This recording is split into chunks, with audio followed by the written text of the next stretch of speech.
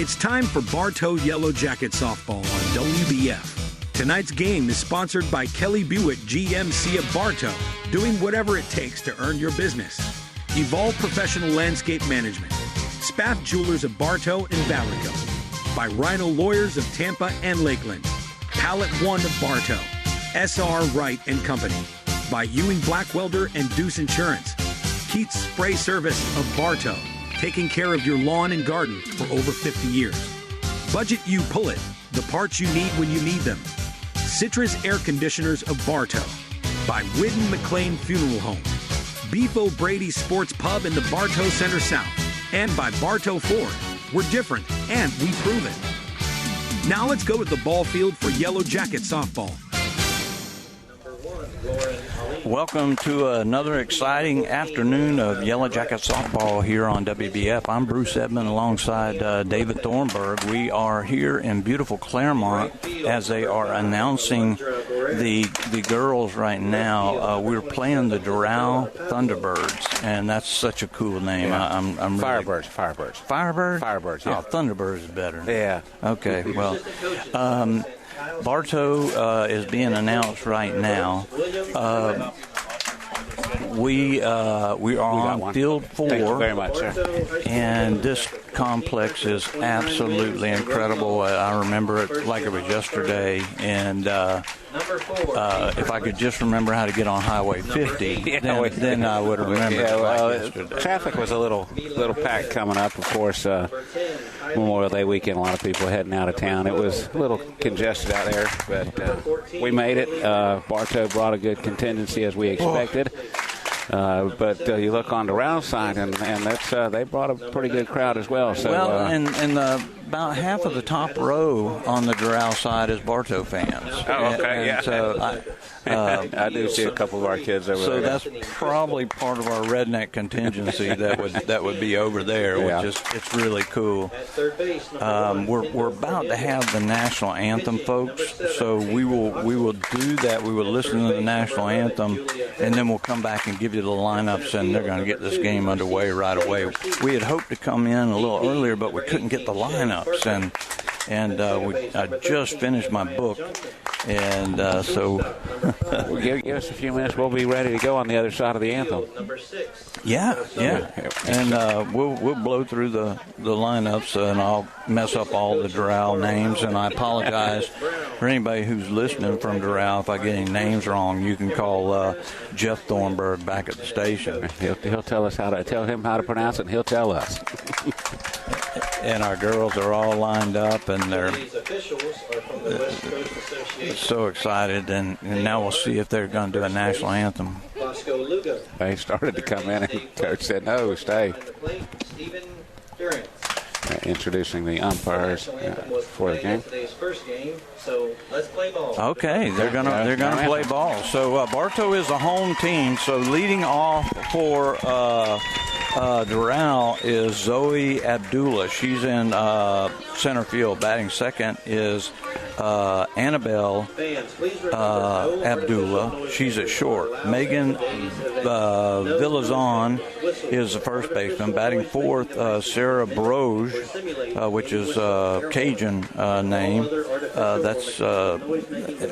She's at third base. Batting fifth is number 12, Emily Santana. She's the second baseman. Batting sixth is Lauren Ali.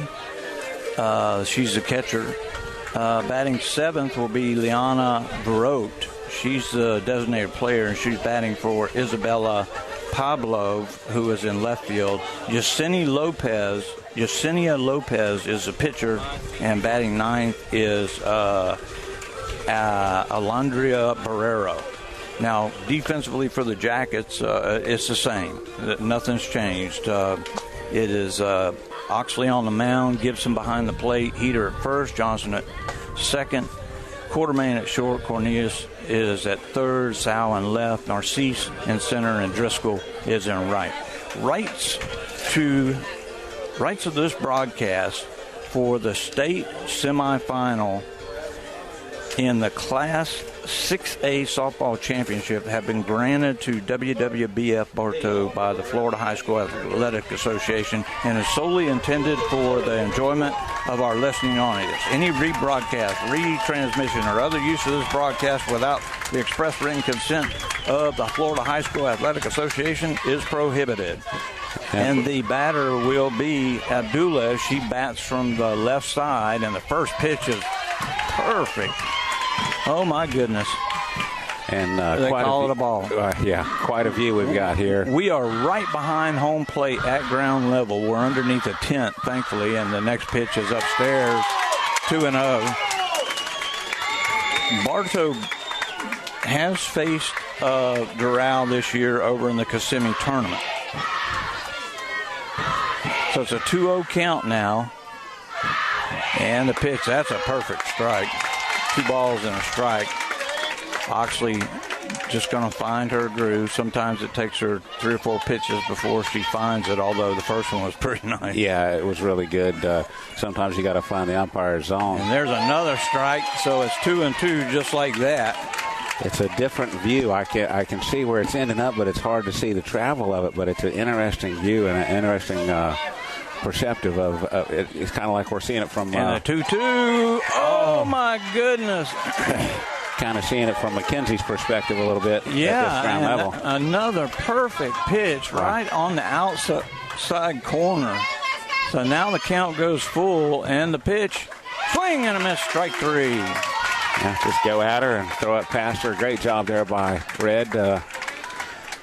Again, it's kind of a catch-22. You want sometimes the more frustrated she gets, she gets really on her game, and you don't want to you just want her to have a good day and be consistent.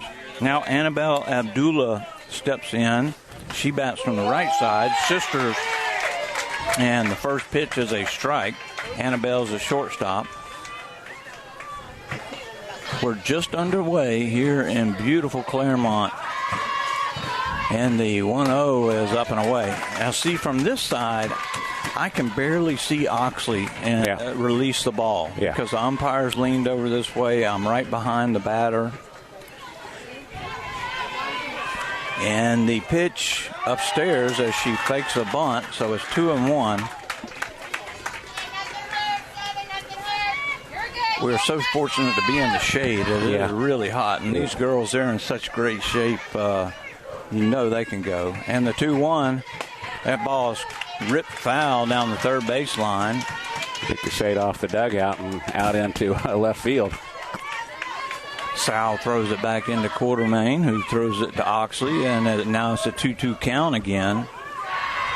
They wet the field probably 20 minutes ago, and it's already totally dry. And the 2-2 popped up in the air, and going over to get it is Shay Narcisse as she catches it in left center. Yeah, that's a great job. She got a great jump on it. Johnson heard her coming in, did not even make a play on the ball, just gave her all the room she needed. And Driscoll could have had it in like 3 steps. Yeah. But Narcisse got there in a hurry. So now that's going to bring up Megan Villazon, the first baseman, and she fouls the first pitch right back at us. So it's 0-1. She bats from the left side. Left-handed batters are going to be real friendly for me to see.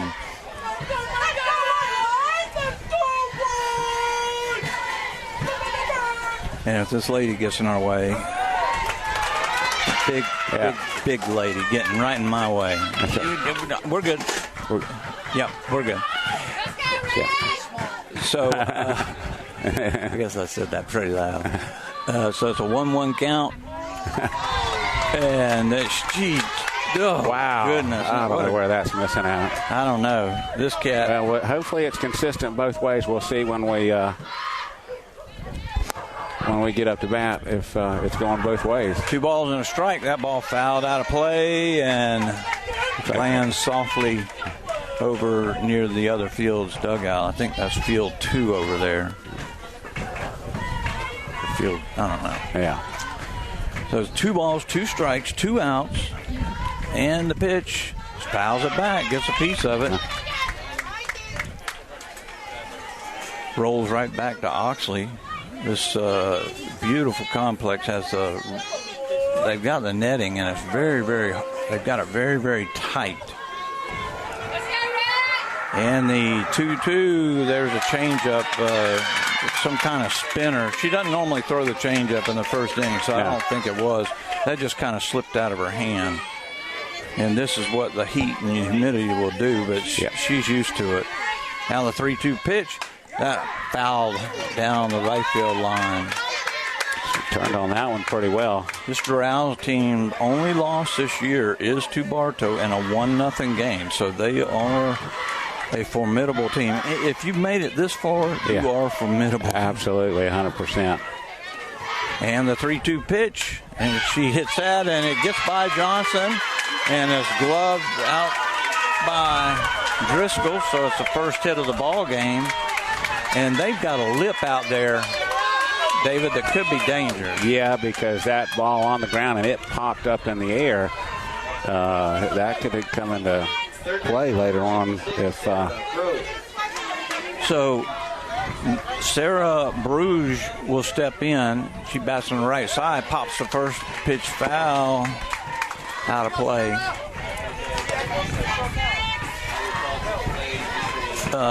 Villazon is at first with a two out single, and the pitch. Wow, boy, it looked like a beautiful pitch. I have no idea where that's missing at. I had a great view of that. It's right on the outside corner. I'm not sure what he's looking for. And the 1-1 fouled out of play again. And Gibson turned around and asked him, and he said something. So obviously he doesn't like something. So it's 1 ball, 2 strikes, 2 outs, 1 on here in the first. And the pitch, strike 3 called. And, Bruce, that's the same location the pitch was 2 pitches ago. It sure was. Yeah. After a half inning, there was no runs, a hit, and 1 left. No score. You're listening to the 2024 FHSAA State Semifinal here on WBF. Your Bartow Beef O'Brady's in the Bartow Center South is your headquarters for good food and good sports. With something for everyone on the menu, your Bartow Beefs is perfect for the family, an office lunch, or to feed the team after a big win. Beefs, where game time meets family time. Sportsmanship is having pride in your school, your team, and yourself. Sportsmanship is respect for the game and those who play it. The Florida High School Athletic Association reminds you to take on the responsibility of good sportsmanship. Play strong. Play hard. Play fair. This message provided by WBF and the FHSAA.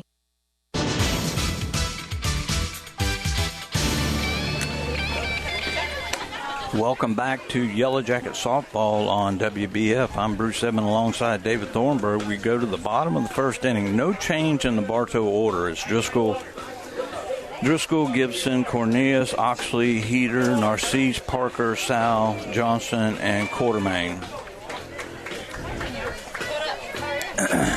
And the pitcher, Yelissa Lopez. Ali is behind the plate. Villazon is at first. Santina at second. Annabelle Abdullah is short. Ravaz is at third. Zoe Abdullah in left. Pavlov. And we like to mix in a little entertainment while we're doing this. And Barrero is in right field. So Destiny Driscoll steps in. She had the game-winning hit on, when was that? Friday night. Where we won 1-0 in 8 innings. And, oh, my goodness, that ball almost clean took her head off. Yeah, and that one got in the fence, and it hit the pole right in front of the PA announcer. And bounced back to the pitcher. Yeah, I mean, that almost stretched enough, almost caught him in the face. So it's a 1-0 count, and she takes a curveball, and she does swing. Yeah, she's unable to hold up. Ball is a little up. It doesn't matter how many times you've been here, guys. This tension is still tremendous, and this girl throws so hard, David. Yeah, she's throwing well. And the 1-1 foul back. 1 ball, 2 strikes. Got a piece of it there, getting a little bit more on the timing. See if we can straighten this one out, put it in play. Playing way in at third. They've seen each other before, so they've got the scouting reports on virtually everybody. The 1 ball, 2 strikes, nobody out, and the pitch. That ball hit down the left field line, just foul. What a line drive. Great contact. That's a double easily for her. Maybe 3 if it keeps spinning around in the corner. But faded with the left-handed swing. Yeah. So count holds at 1-2. You can really hear the pop off the bat. We're about 20 feet behind home plate. And 1 ball, 2 strikes.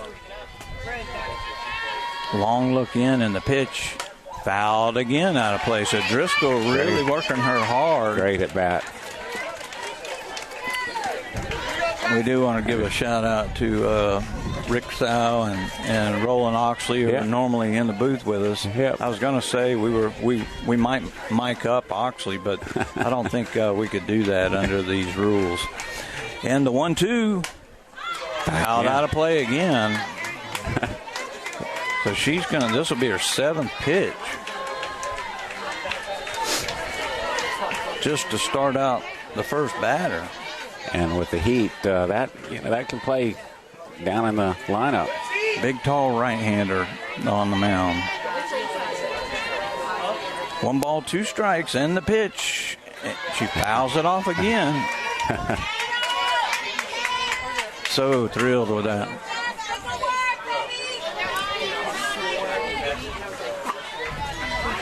Softball pitchers don't get wore out like baseball pitchers. No, you're not going to have them on a count. No, but still, it can bring frustration. Absolutely.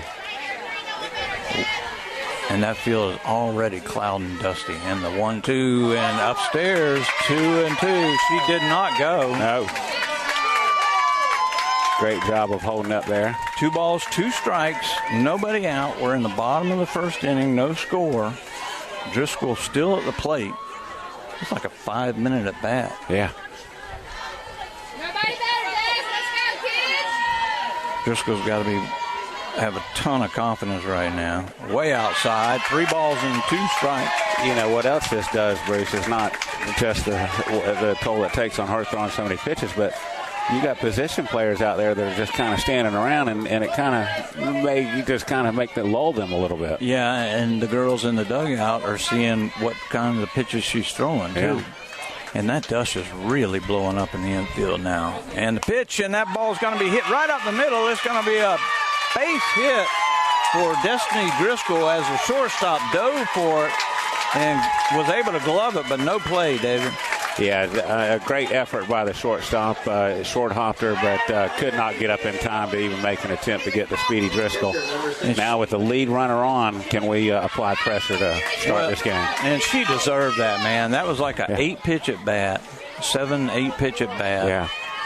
And now Mackenzie Gibson steps in. She 2 bats from the left side, and we'll see if she's bunting. I don't know if you want to run on her early or not. We'll see. And she doesn't go, and she pops it up into the air. Yeah, that is very uncharacteristic of Mackenzie. She's one of the best when it comes to laying down a bunt. And this one, she is not happy with herself. Yeah, the pitcher had to come 3 or 4 steps and made the catch. So she has laid down so many pretty bunts getting us here. Oh, yeah, absolutely. That's just uncharacteristic. Kendall Cornelius steps in. She bats from the right side. And the pitch. Long look in. She's looking into the dugout for the pitch. Swing and a miss. Runner goes, and she's going to be safe. Stolen base as the ball was a little high. Yeah, a little high to the right side, but she gets in there easily. The pitch was a swing and a miss. Now we've got a runner in scoring position with 1 out. Cornelius at the plate. How is there 2 outs? This is only the third batter. How are there 2 outs? There's only 1. Okay. It's not Rick working the scoreboard. That's what it is. And the pitch. And she pops that up, and it's going to be out of play. A lot of balls out of play here. You'll have to give a kid $5 to go get a ball in this heat. Yeah. Used to get snow cones. I don't think you can do that for anymore. Now the 0-2. I cannot see the pitcher. She's taking a long look into the dugout. And the pitch. That ball hit into center field, and that's going to get over her head. And it is out of here. Yes. A home run for Kendall Cornelius. to start off this semifinal championship. And, David, you could tell when it left the bat, it was going a long way. The center fielder was burnt. Yeah, I knew it was over her head, but Bruce, it just kept carrying, and the deepest part of the field, it goes over and clears it easily. And Jackets, with that early opportunity, jump on them. What a great way to start the game. But just like that, it's 2-0, and now Caitlin Oxley coming to the plate. And that plays into a lot. Bruce, you said Kendall's in there in the dugout. She's seeing the motion. She's seeing the release and everything. And these girls are good. These girls are really good. And she took advantage of it and poked one out. Red Oxley steps in with a 2-run lead now. I'll get out your way. We're going to stretch it in. And the pitch is a strike. Oxley acknowledges that her dad does not.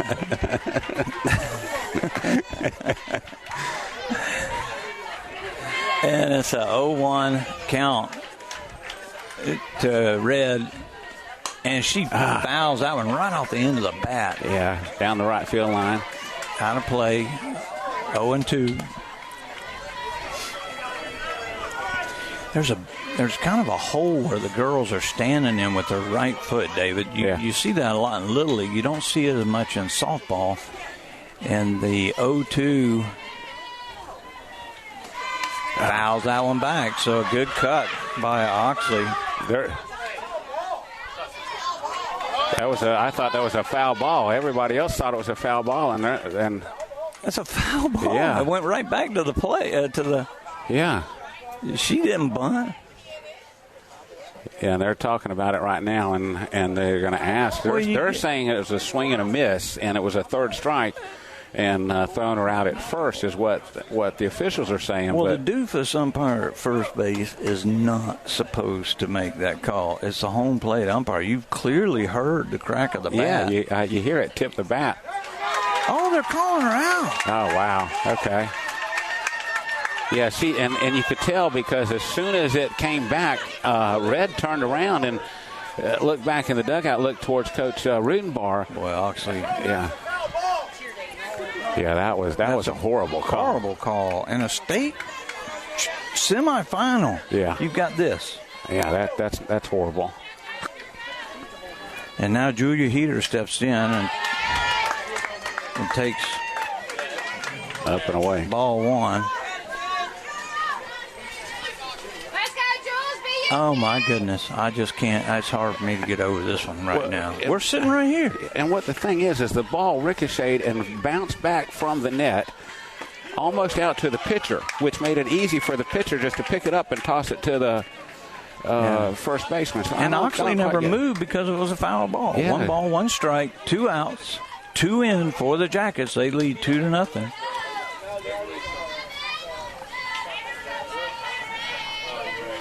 And the pitch. That ball hit hard to the second baseman. Nice job by Santania over to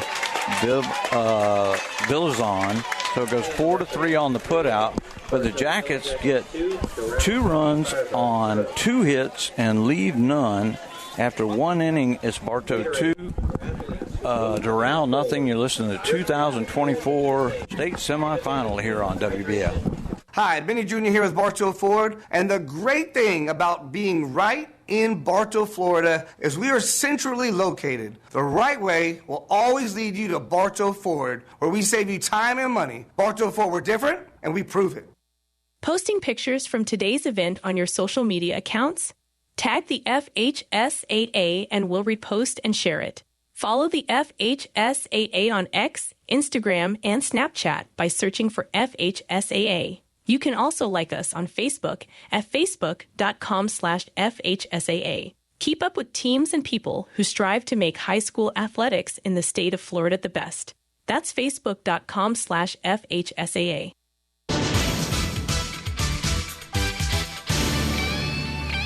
I'll read this to you at the break. I can't hear the radio. We're back. Okay, welcome back to Yellow Jacket Softball on WBF. We go to the top of the second inning. It will be Santania, Ali, and Beirut for the Thunderbirds. Bartow leads 2-0 after one inning.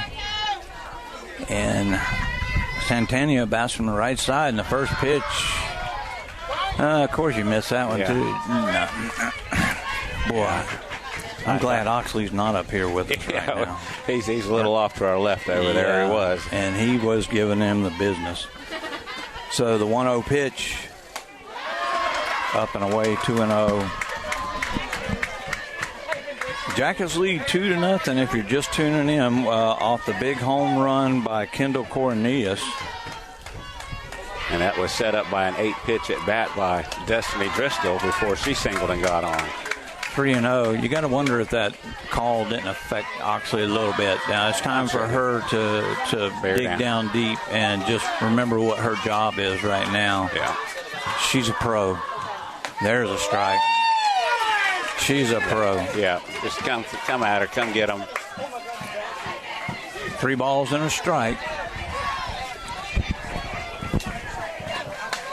And that ball fouled out of play, so she works the count full. Hey, was that a ball or was that a foul ball? Yeah. Bounced right back to the pitcher. Yeah. So it's 3 balls, 2 strikes. Nobody out here in the second. And that ball popped up. Cornelius comes in and makes the catch easily.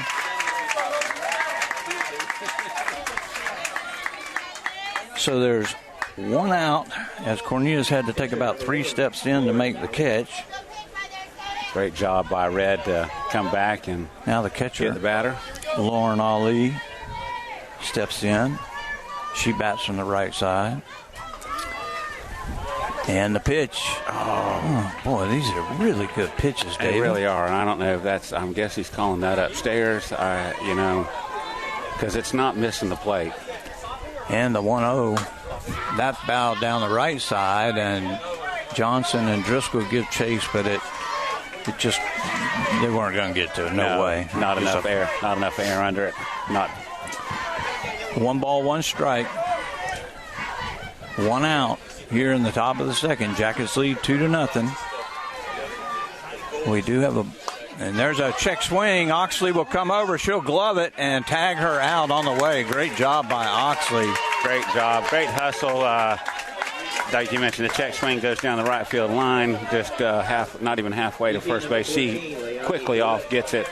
Don't chance to throw, make the tag, and second out of the inning.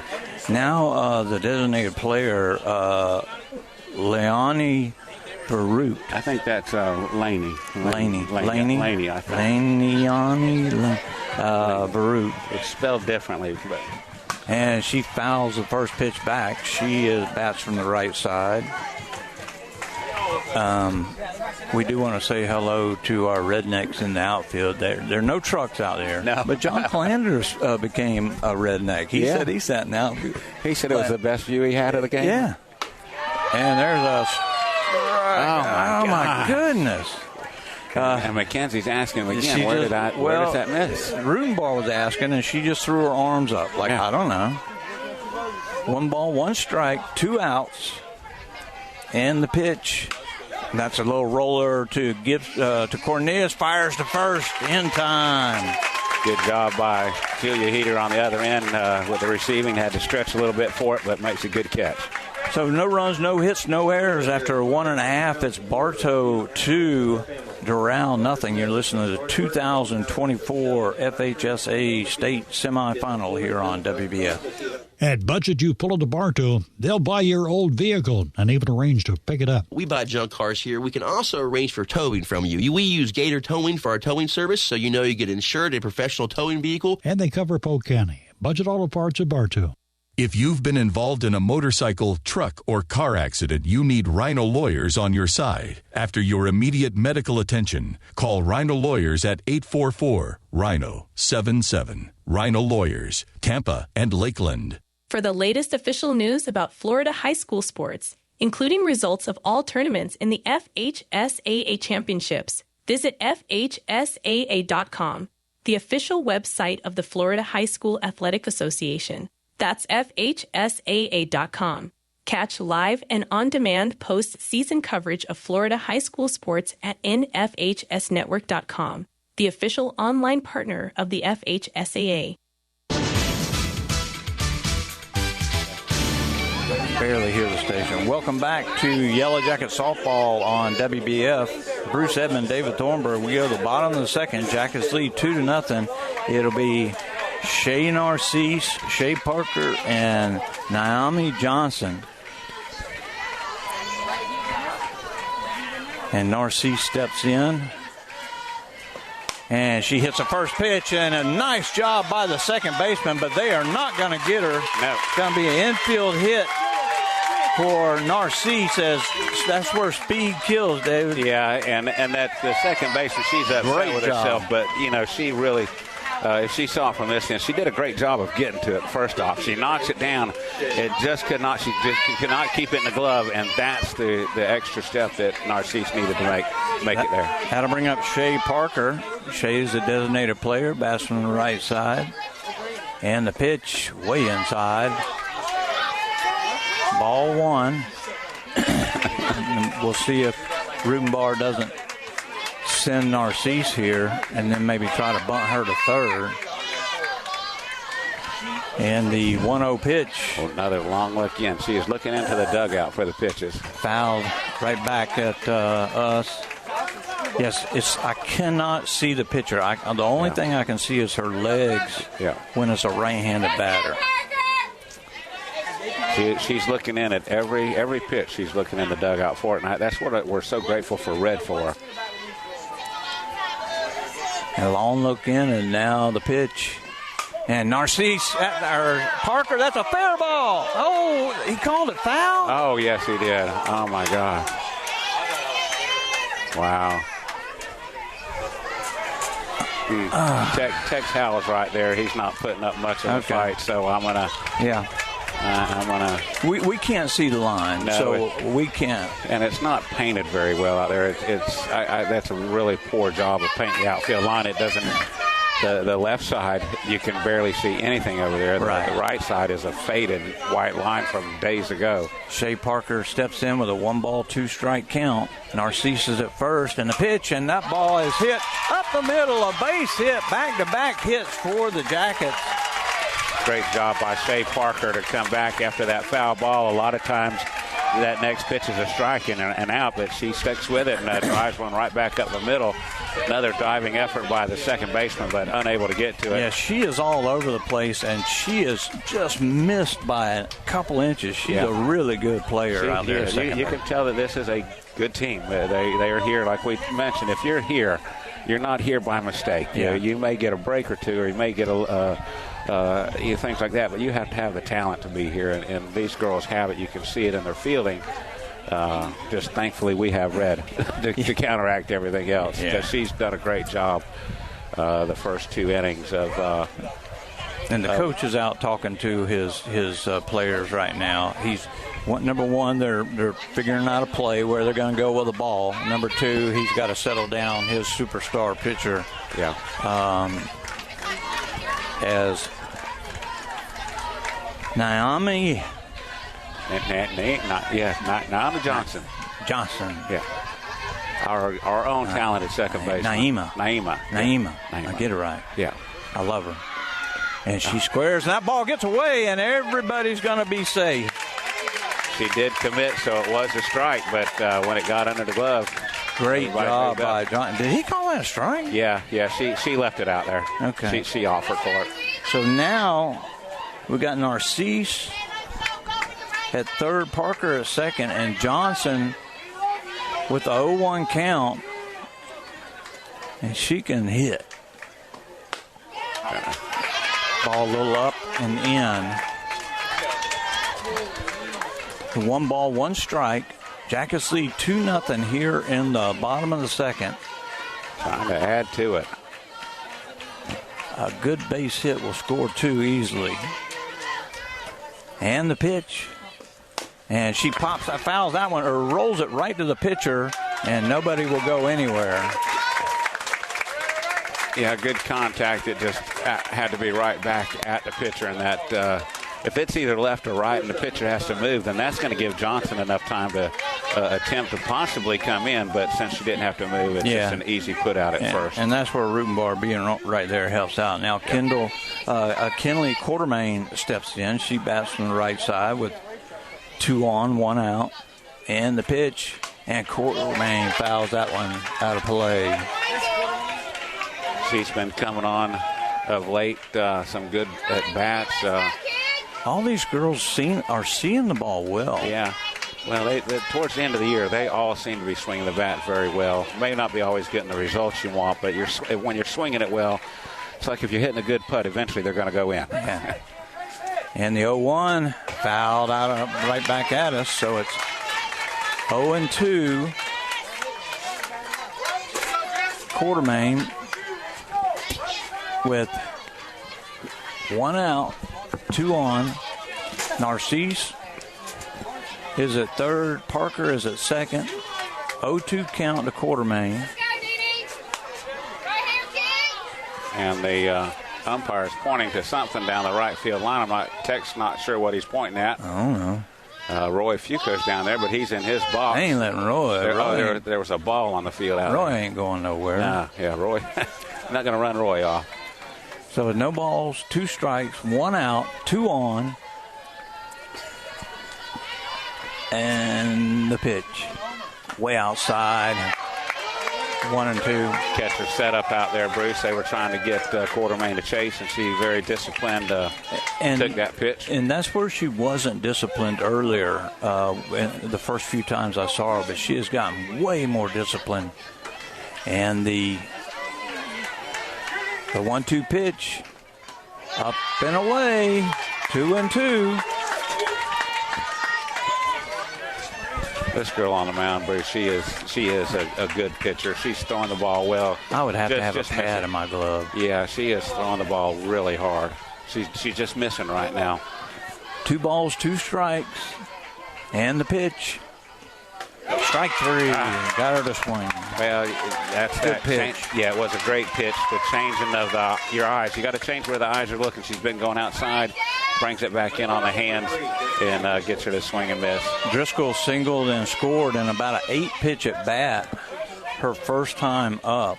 Now, what's been key in our postseason run, Bruce, has been 2-out hits, and this is a big one right here. 2 leadoff runners, and we really need to get them across and Destiny a chance to play another big part right here. 100% agree. The first pitch, and that ball's hit right back at the pitcher. She's able to glove it and almost fooled the first baseman. She threw it so hard that the first baseman had to catch it, then step on the bag. So it goes 1-3. So the Jackets, no runs, 2 hits, and lead 2 after 2 innings. It's Bartow 2.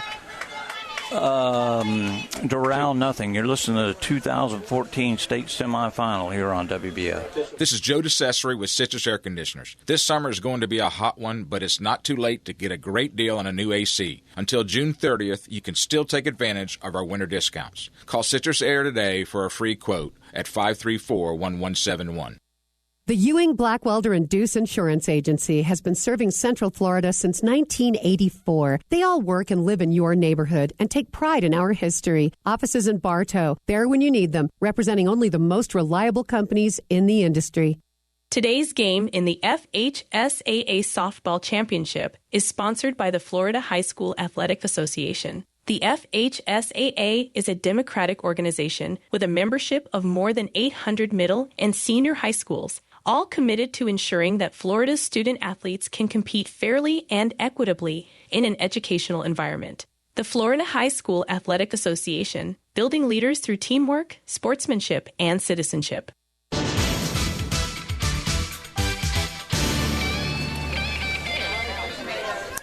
Welcome back to Yellow Jacket Softball on WBF. We go to the top of the third inning. It'll be Yesenia Lopez, Alandra,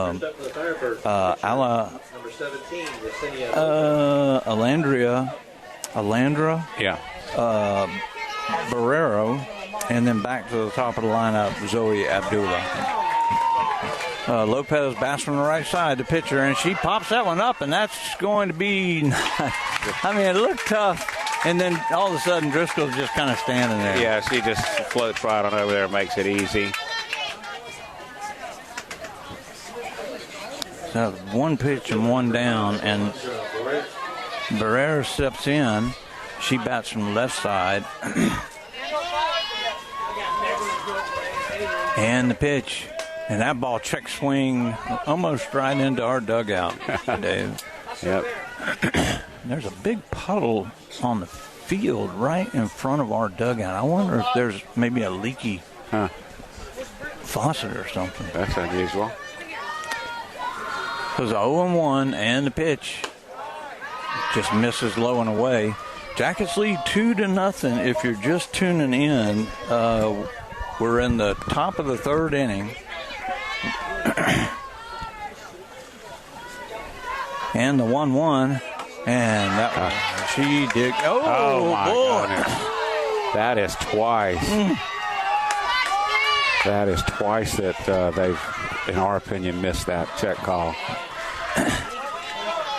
Do they know what they're looking at? I don't know. When it comes to a check swing? You got one job.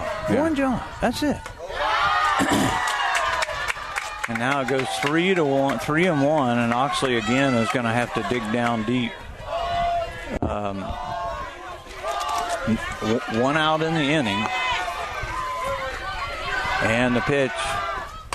Check swing foul. I can hear Oxley over here. He said, way to go, Blue. That was a good call. Gotta love him. Oh, yeah. He ain't going to let him down. No, he will not let him off the hook. And the 3-2. Another foul. Fouled off. Now I got this guy right in front of me, and he won't sit down. Yeah. He's picking up food. He's moving out of the way. He's trying to be a nice guy. All right. There we go. So now it's 3 balls, 2 strikes, 1 out. And the pitch. Strike 3 call. Oh, I was about to say it was. I was going through the fence. He was hesitating on that. And another great job by Oxley to come back and get the strikeout. Something she's done numerous times after errors, after mistakes, whether it's her mistake or something else. She just comes back, bears down, and gets the out. Zoe Abdullah, the left fielder or the center fielder, steps in, and she struck out swinging her first time up, and she swings and misses at the rise ball. And now this is the second time through the lineup, and we may start seeing, normally about the 4th or 5th inning, you start seeing that change up. The 0-1 rise ball, boy, that looked good. It's not where it hits the glove, it's where it comes across the plate. Yeah, and I think he's missing a lot of that. And the 1-1 fouled back off the fence, right to Cornelius. 1 ball, 2 strikes, 2 outs. Jackets lead 2-0, top of the third. And the pitch. Oh, that one slipped out of her hand again. Very rarely we see that. And one time I know that they brought her a rosin bag one time, but she's got the little clay or the little chalk she uses. Ball upstairs. So it's 3 balls, 2 strikes, 2 outs, nobody on, 2-0 game. Jackets lead. Cornelius trying to dry her hand off a little bit, and the pitch, strike 3 call. And again, she comes back in the needed situation, and she delivers. 2 strikeouts in the inning for Oxley after 2.5 as Bartow 2, Doral nothing. You're listening to the 2024 FHSAA State Semifinal here on WBF. The Kelly Automotive Group is proud to make sports broadcasts here on WBF possible. From the Yellow Jackets to NASCAR, this is Tyler Kelly inviting you to visit our website at kellybuickgmc.com. Better yet, come visit us at our dealership at the corner of 98 and 60 in Bartow. Kelly Buick GMC. The Florida High School Athletic Association recognizes its corporate partners who help make the FHSAA Softball Championships possible. Team IP for official merchandise. Gatorade Thirst Quencher. Herf Jones, the official supplier of championship rings. GoFan, official online ticket provider. The NFHS Network, the official online partner. and Wilson, provider of the official game ball for the FHSAA Softball Championships.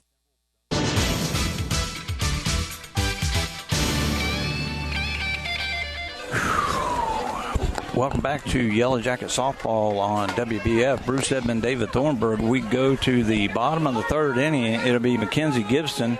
She'll get a chance to swing the bat this time as she, what we would call a rare failed sacrifice attempt.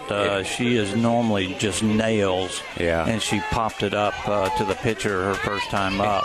And a lot of her, intend to be sacrifice bunts end up being base hits because she's so good at putting them down. And she looks in and the pitch. That ball fouled. Good cut there by Mackenzie. She had her graduation party over the weekend. Yes, all the girls, they've already graduated now, right? They graduated when? Yesterday? I think Friday? so. I believe so, yeah. I don't know when they graduated. Yeah. They're all graduates now. At least the seniors are. Well, and the room bar still got them right now. That's right. So the 0-1, a beautiful pitch. Good pitch there. 0-2. That was a really good curveball. It came right back on the plate. And that just fooled Mackenzie. Yeah. But she can hit with in any count. Yes. In any count. And the 0-2. Check swing, good job. She's just trying to chop something to the left side there. Yeah, you don't like the pitch, foul it off, and that's the easy way is a little half swing.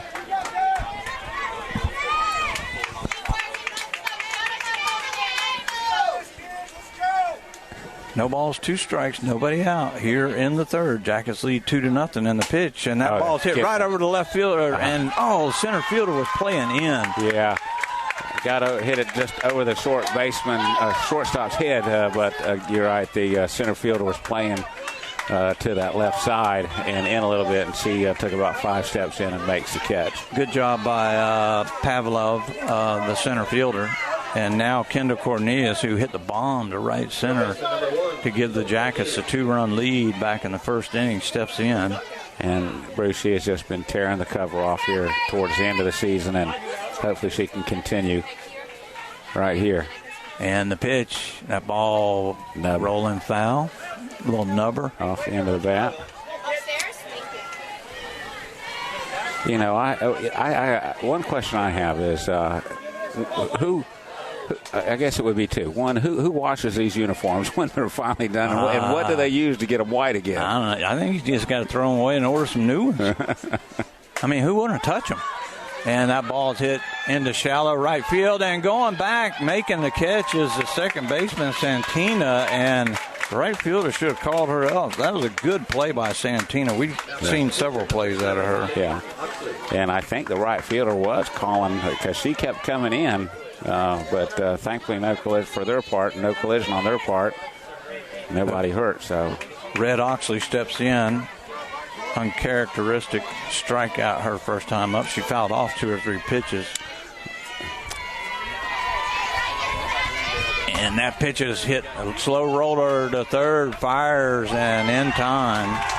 So the Jackets go 1-2-3 for the first time in the ball game. It goes 5-3 on the putout. And after 3 innings, it's Bartow 2, Doral nothing. You're listening to the 2024 FHS State Semifinal here on WBF. Today's broadcast is presented in part by Pallet One, now seeking employees, offering competitive pay, great benefits, and a safety-first environment. Join Pallet One for a stable, long-term career as part of a fast-paced, dedicated team. Pallet One is an equal opportunity employer.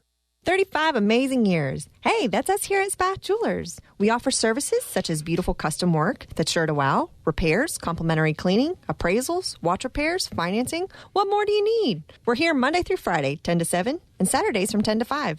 For over 50 years, Keith's Spray Service has been serving Polk County with specialized treatment of delicate ornamentals, including rose bushes. Want to learn more about the treatments of ornamentals as well as expert lawn care? Call Keith's Spray Service.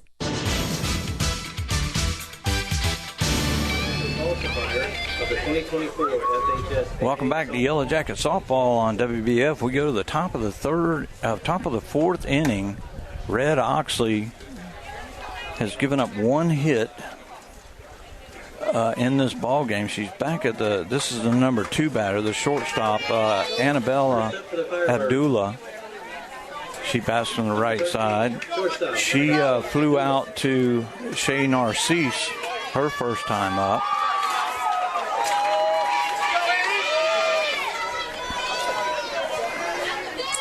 And the pitch from Red, perfect pitch. That ball's hit deep into left field, and it's off the fence.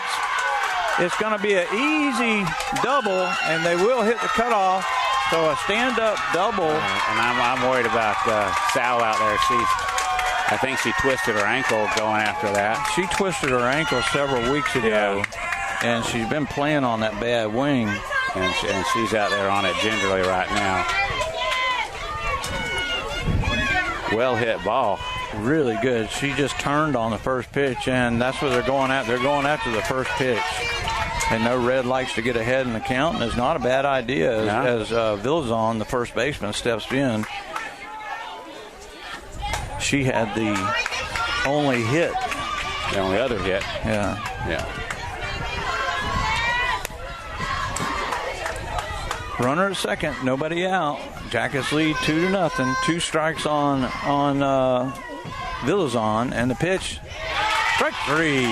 Great job by Red. She worked her outside there a little bit, put that on the outside corner, and she was unable to get to it. A big strike out there by Red. And now Sarah Bruges steps in. She bats on the right side. She struck out looking her first time up, and that pitch, and they're going after the first pitch. Yeah. This is good coaching. Yeah. I mean, that's really good coaching. When you have a pitcher that's throwing strikes as consistently as Red is, you're right. That's good advice.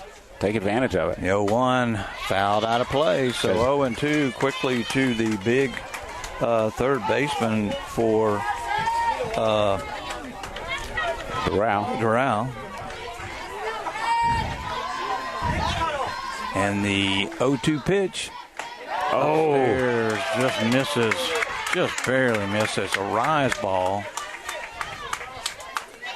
1 ball, 2 strikes, 1 out. Runner at second. And the pitch. Down low. Good job by Gibson. And the umpire wisely calls it dead because the ball was entangled in the batter's feet. Yeah. And that does not allow the runner to advance. 2 balls, 2 strikes. 1 out, 1 on. Jackets lead 2-0. And the pitch. That ball hit deep into left field. And that one's out of here. Out of here. So a 2-run shot by Doral ties it up. That's a home run, and just like Davis said, it's now tied. And you can hear the Doral crowd, rightfully so. Just like that, this game is tied. And in my short time being back with the Jackets, this is the first time I've seen Red give up 2 runs. And Coach Rutenbar out there to talk to her real quick, just to settle her down. But again, Bruce, we've talked about that. As hard as she throws and as good as she throws, if you time her up, you just have to make a good swing on the ball, and her pitching can do the rest. And that's kind of what she did right there. I know Red's down on it, but it was a good pitch, just a good swing. Now we got to get another out, come back in and get a couple more outs and come back in. And now Santana steps in, the second baseman, who's done such a good job defensively. She hit the little blooper to Cornelius back in the second inning. And the pitch. There's a strike. Somebody didn't go after the first pitch. Yeah, she didn't get the memo. So it's 0-1, tie ball game, and she swings at the rise ball, and it's 0-2. And you know, number 7 is not a happy camper right now. No, so you're seeing some extra mustard on the ball right now. And the 0-2 pitch. That ball popped out of play. See Mr. Price over there in the stands. Mr. Price doesn't miss a game. No. So it's still an 0-2 count. And the pitch. Oh, my goodness. Just misses outside. 1 ball, 2 strikes.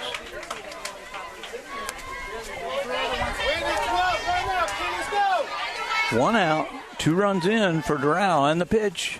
Strike 3. So Red comes back and strikes out Santana for the second out of the inning. And now Lorena Ali, the catcher,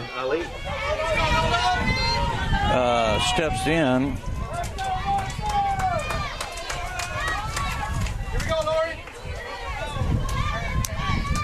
She hit a little grounder to the first baseman, Heater, who... The on deck batter kind of scattered there. That one quickly into the fence. Well, actually, she hit that one to Red. That should be a 1, not a 3. 1 on us. And the 0-1 pitch just misses upstairs. That's all I can think of. That one, it may have been a little up in the zone, but this guy's got a tight little strike zone that, you know. 1 ball, 1 strike, and that ball fouled down the right side. Oxley gets ahead again.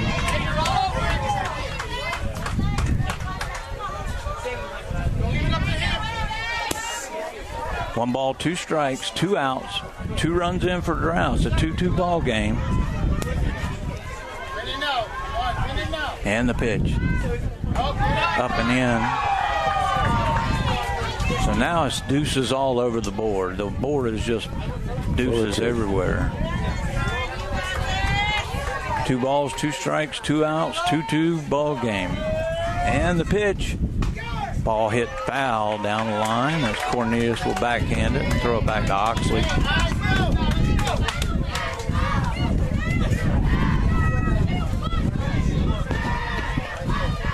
This breeze that we have was not in the forecast, and it is very, very nice. And the 2-2, swing and a miss, strike 3. So Oxley gives up the 2-run homer to Bruges.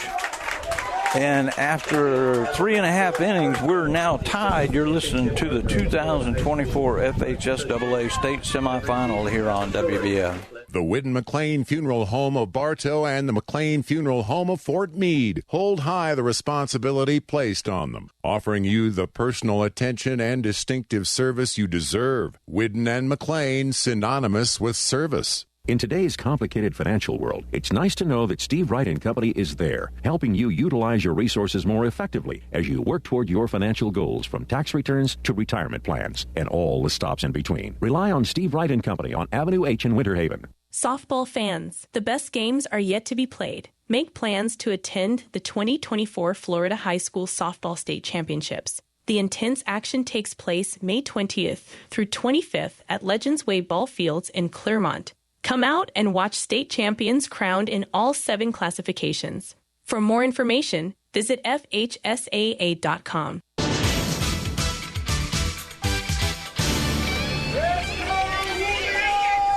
Welcome back to Yellow Jacket Softball on WBF. Bruce Edmond, David Thornburg. We go to the bottom of the 4th inning.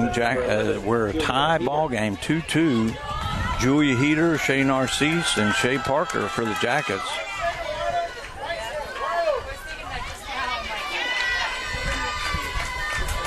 I can hear Oxley telling her right center is wide open, and she hits that ball right off the pitcher. And no way they're going to get her, so it's an infield hit. Did you see where it hit her, David? It kind of got her in it got her in the leg area and kind of crawled up her. She's walking around. She looks okay. She never went to the ground after it struck her, but boy, it hurts. You can see the way she's walking, and we certainly don't want to see anybody hurt. Absolutely not. If anything, it may have put got her on the thigh. On the thigh, and if you've ever had a what do they call them, a frog or something? A frog of the thigh. Yeah, I can show you. So she's going to take a couple practice pitches to see if she can continue. Yeah, that's her.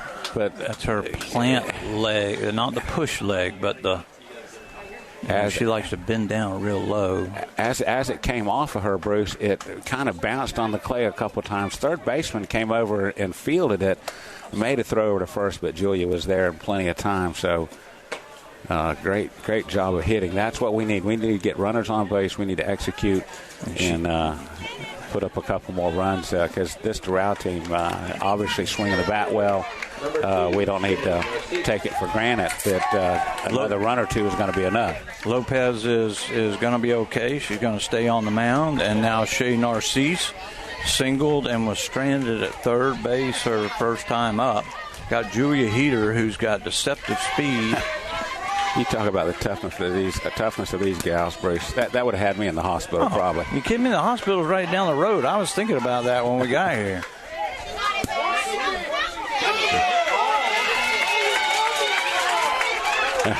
Yeah, one went our way. We got one of the no calls. That's the only call we've gotten, and the coach is coming out. Yeah. He says that she checked the swing. And they asked the first base umpire, and he called her safe. And nothing you're going to be able to do about that one, guys. They missed that one. That's not the first one they missed today, but that one unfortunately went against you guys. So it's 1 ball, no strikes. Runner at first. Julia Heater with the leadoff single. And now she squares and takes ball 2. Good job by Narcisse to get that bat back. She throws the ball so hard, David. Yes. That you don't have a lot of time to decide. Yeah. Exactly. So it's 2-0 count. And the pitch. Inside, 3-0. So now she'll be taken all the way here.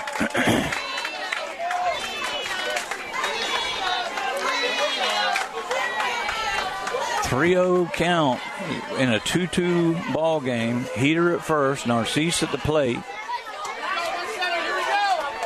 And she's got to throw a strike. And remember, this is her first pit batter since she got hit in the leg. And the pitch. There's a strike. So it's 3 balls and a strike now.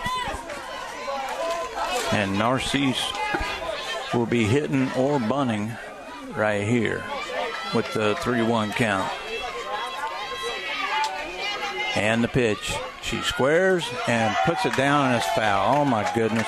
We've talked about this, David. When you're bunting for a sacrifice, you've got to get that bat head. You cannot leave that bat angle back towards home plate. You've got to get it out in front of the plate. And you don't want to stab at it. You want to wait on the ball. There's a lot that goes into bunting. And it's an art. It is. It really is. 3 balls, 2 strikes now, but Narcisse is also a hitter. Yes, he is. And the pitch and the ball inside. Ball 4.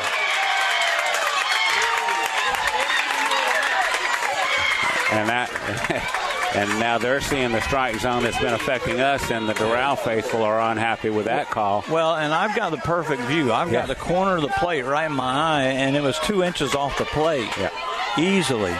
Now, Shea Parker steps in, who singled and was stranded at second her last time up, and she's going to be bunting here, I would imagine. And the pitch. And maybe. And now she squares.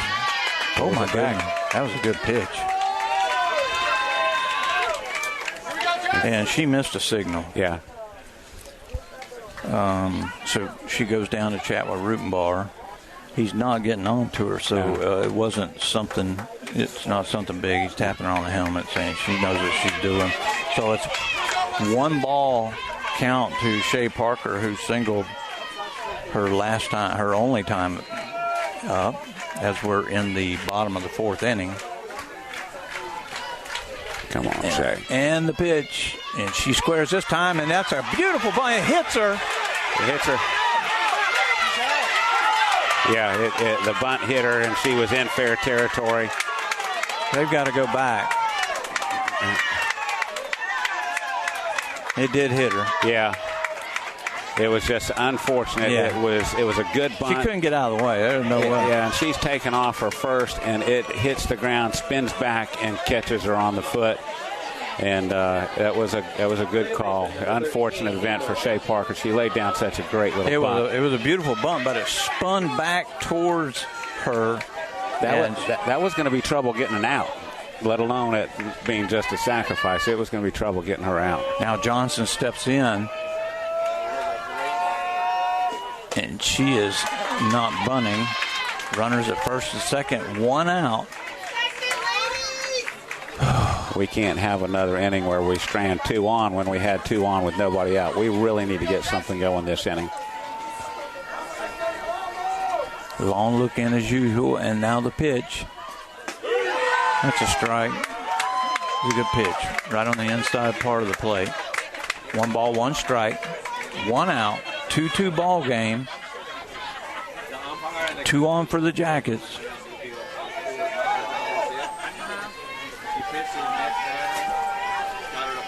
And the pitch.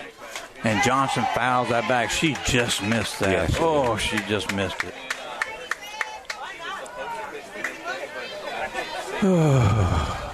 Getting a little nerve-wracking. 1 ball, 2 strikes.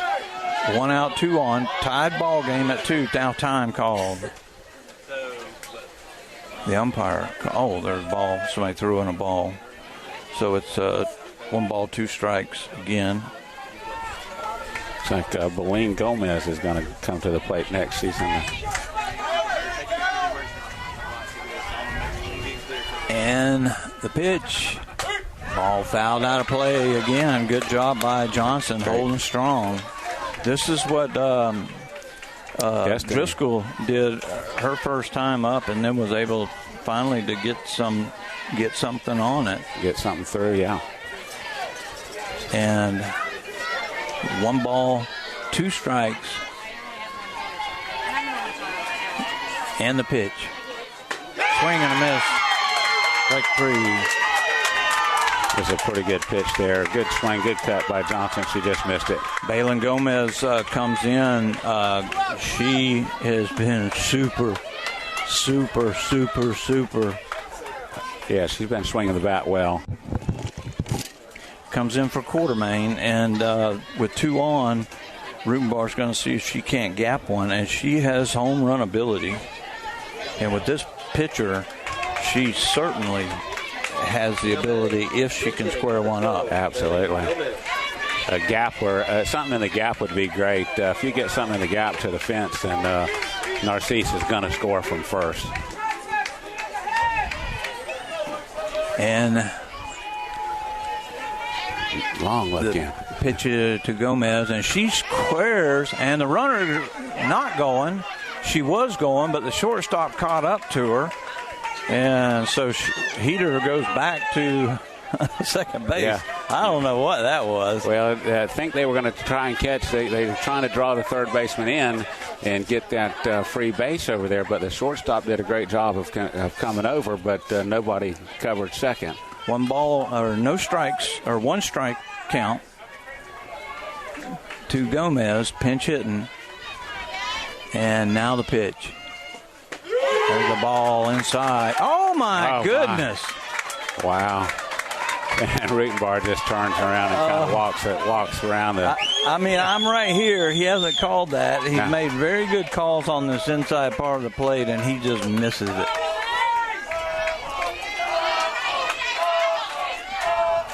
No balls, 2 strikes, 2 outs, 2 on, 2-2 ball game. And the pitch, she goes way outside and got Gomez to swing at it. Gomez was in a no-win situation right there after that bad call. Yeah. So the Jackets, no runs on 1 hit, and they leave 2 after 4 innings. Bartow 2, Doral 2. You're listening to the 2024 FHS State Semifinal here on WBF.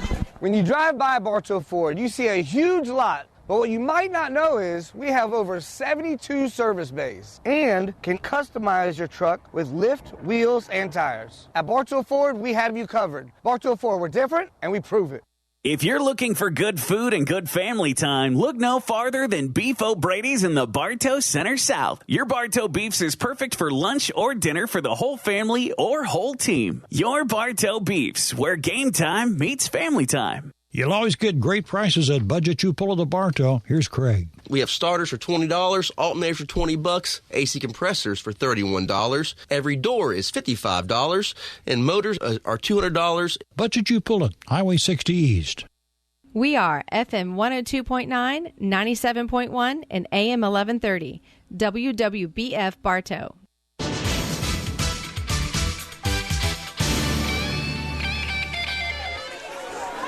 Welcome back to Yellow Jacket Softball. We go to the top of the 5th inning in a 2-2 ball game.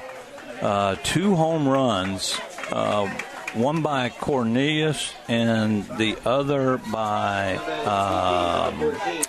Bruges for Doral. And it's a 2-2 ball game as we go to the 5th inning, and the batter is Verut. She grounded out to Cornelius down at third her first time up. She takes strike 1.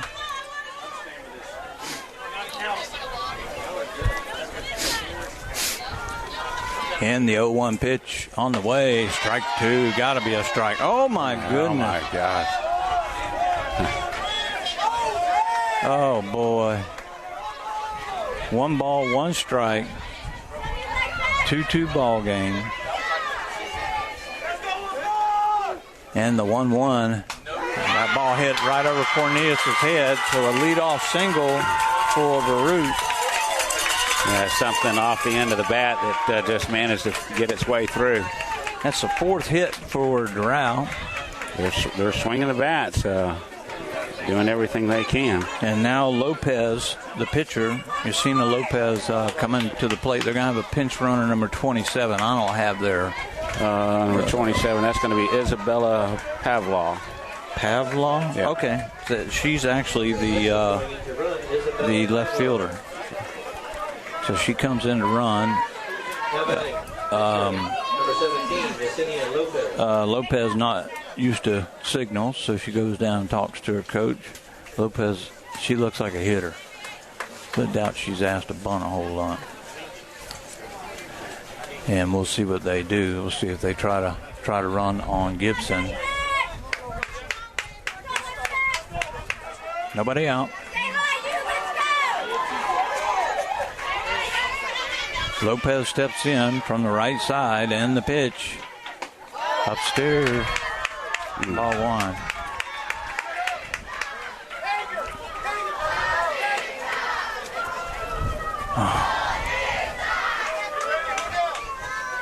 The 1-0 pitch on the way. She squares the bunt, and it's off the plate. And she was lucky because that ball hit her as well as she was coming out the box. She was in the batter's box. That's why it is a foul ball. If she would have been out of the batter's box, it would have been an out, like happened to Shea Parker. So it's a 1-1 count now. And now with the 1-1, we'll see if she's bunting again. She is, and that ball gets past McKenzie. And the runner is going to advance. So that's the first wild pitch that I have seen Oxley throw in the 10 or 12 games that I've done this year.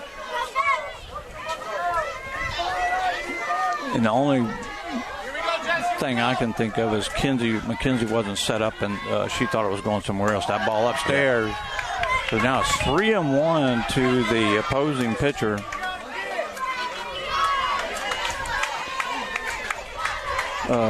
Lopez, runner at second, nobody out. And the pitch, she squares, and she puts that down. It's gloved by Cornelius over to first. Johnson covering.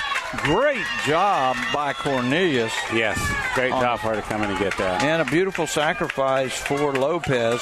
It goes 5-4 on the putout, but the runner advances to third base. And now Barrero. Nope, we got a pinch hitter. Nope, no, we don't. Okay. Coach Rutenbar out to talk to the infield again real quick to let them know what he wants and what play he wants. And yeah, you got speed. You might look for some kind of squeeze play. It's a little different because the girls can't lead off in softball. Yeah. But this is a perfect time with one out in this type of ball game. I would rather a right-handed batter if I was going to squeeze. She struck out looking her first time up, and she swings and misses. Strike one. Just looking to chop something in play.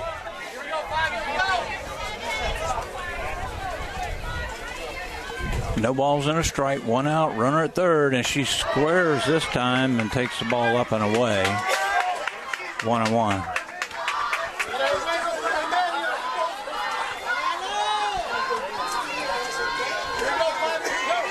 We're in the top of the fifth, and the pitch way upstairs. 2-1. Oxford got to take a deep breath now and come back. Just a 2-1 count, but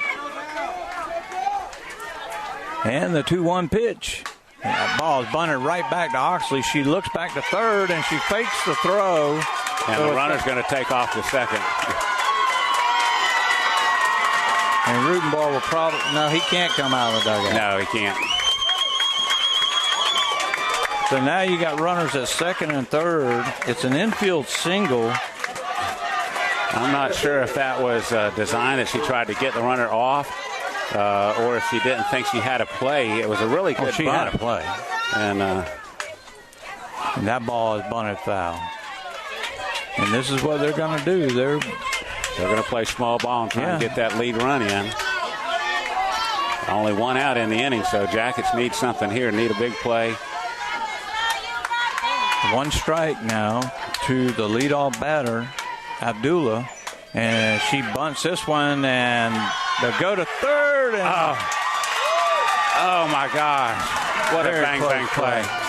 So now that loads the bases, but what it does is it puts... And Rutenbar's coming out to talk about this one.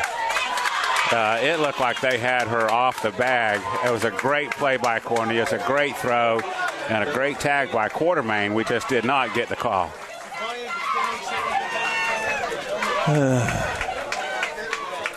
So the bases are loaded with one out. So that, what is that? That's a base. That's going to be a fielder's choice. Yeah, fielder's choice. And that ball way upstairs as the batter as Abdullah bounced one off the bottom of the fence her last time up and then scored on the home run. And this pitch swing and a miss. One ball, one strike, one out, bases loaded. Come on, Red, just rear back, come get her. Oxley is ready. And the 1-1 pitch, swing and a miss. Strike two. Bases loaded, one out. Oxley toeing the rubber. Annabella Abdullah at the plate. Swing and a miss, strike three. Big strikeout for Oxley. And that changes it, makes it an easy a ground ball, force play, pop fly. Heck, let's just don't even put it in play. Let's come strike out another one and let's go in and bat. Now Villazone singled in the first and struck out in the fourth, and Cornelius asked for timeout, wanted to have a chat with her pitcher and see what they're talking about. Yeah. Well, the thing is everybody can back up to normal depth. Yes. Because you want to knock the ball down. You want to get the easy play. The strike on the outside part of the plate. And that's the good thing about a pitch like this. You hope you're looking for the strikeout to get out of it. You're not. 0-1. That ball travels a little outside. 1 ball, 1 strike, 2 outs. Bases loaded. Doral. And the pitch, foul, out of play. So it's 1 ball, 2, still 1 ball, 2 strike. Or the 1 ball, 2 strike, whatever. All this on the line, all the adrenaline, a 1-2 count. And the pitch. Go with it. Oh, wow. Oh, that was a good pitch. 2 balls, 2 strikes, 2 outs, bases loaded. And the pitch. There's a ground ball to Johnson. She'll flip to first in time. Great job by Johnson going to her left. And Bruce, she got in front of that thing, and she was determined she was not going to let that ball get by her, away from her, and a nice little easy toss over to Julia for the final out. A big turn of events there for the Jackets to not let any runs get in. And after there were no runs, 3 hits and 3 left. After 4.5, it's Bartow 2, Doral 2. You're listening to the 2024 FHS AA State Semifinal here on WBF. This is Joe DeCesare with Citrus Air Conditioners. This summer is going to be a hot one, but it's not too late to get a great deal on a new AC. Until June 30th, you can still take advantage of our winter discounts. Call Citrus Air today for a free quote at 534-1171. When looking for insurance coverage, consider the Ewing Black Welder and Deuce Agency with offices in downtown Bartow. Ewing Black Welder and Deuce Insurance with a wide range of insurance products to meet your every need. Becky Maslak, your local office manager. Hey, this is Tyler Kelly with Kelly Buick GMC, and we're proud to make today's sports broadcast on WBF possible. Visit our website at kellybuickgmc.com. Better yet, come visit us at our dealership at the corner of 98 and 60 in Bartow. Kelly Buick GMC. You've heard the expression, try it before you buy it, right? Well, at Keith's Spray Service, they won't ask you to sign a long-term contract because they're confident that you'll want them to keep coming back to care for your delicate ornamentals and lawn treatment. Keith's Spray Service, for over 50 years.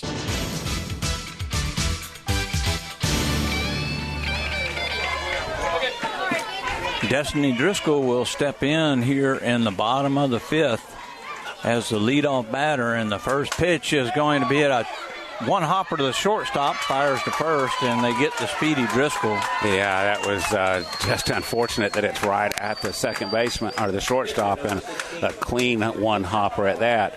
But good contact by Driscoll. That'll bring up Mackenzie Gibson. Mackenzie Gibson, she flew out to center field. We thought it was going to get down, but the center fielder had her played perfectly the last time. As everybody in the backfield backs up a few steps. 1 out in a 2-2 ball game, and the pitch. Big cut. Swing and a miss, strike 1. I can't even see her swing. This guy is like 3 foot wide sitting in front of me. He's a big cat. Big fella. And the 0-1 pitch upstairs. 1 ball, 1 strike. He doesn't let up, man. Give you 2 guesses of who that was.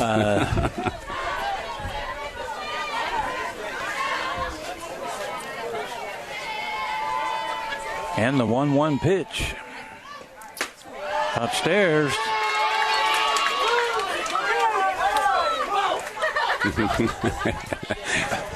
I tell you, our fans are the best, man. Yeah, they are. They're the best.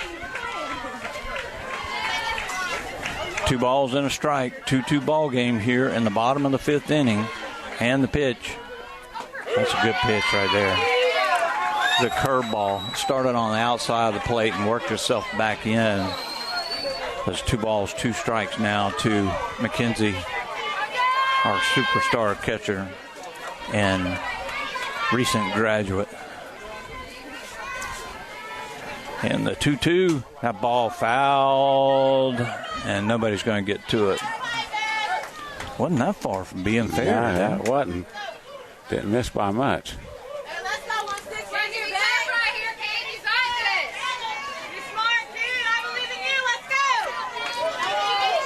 2 balls, 2 strikes, 1 out, 2-2 ball game. Lopez taking her time, looks at the dugout, now looks at her arm, wristband. And when she does all that, now she'll pitch. And that ball fouled out of play. Again, the curveball, trying to swing it in from the outside, David. Yeah. And Mackenzie is really good at taking that bat and poking it out there. Getting something on it. Live to see another pitch. Now I'm looking for something inside. If I was a pitching coach, and the pitch in that ball, again, the curveball, it bounces right back to the pitcher. A one-hopper bounces right back to the pitcher from the fence. This is a pretty good fence, man. It's got its own rules. Yeah. 2 balls, 2 strikes, 1 out, 2-2 ball game. And now the pitch. Outside, 3 balls and 2 strikes. Great job as that ball stayed off the plate that time, David. It didn't break in. Yeah. Great discipline by McKenzie not to swing at that one because that's what she's been looking at the last 3 or 4 pitches. I'm shocked they haven't come back in, but they don't want her turning on one. So I'd be looking for that little curveball again. And she brings it in a little bit, and McKenzie fouls that off. So it stays full. Another great at bat.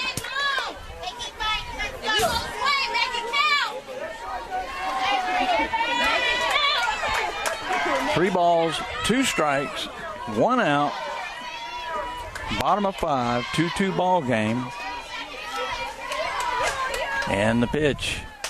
Fouled out of play again. Another good job.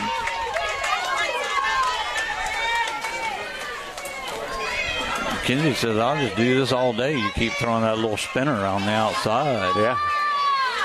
But if she can get something on it, she'll pop it right over the third baseman's head.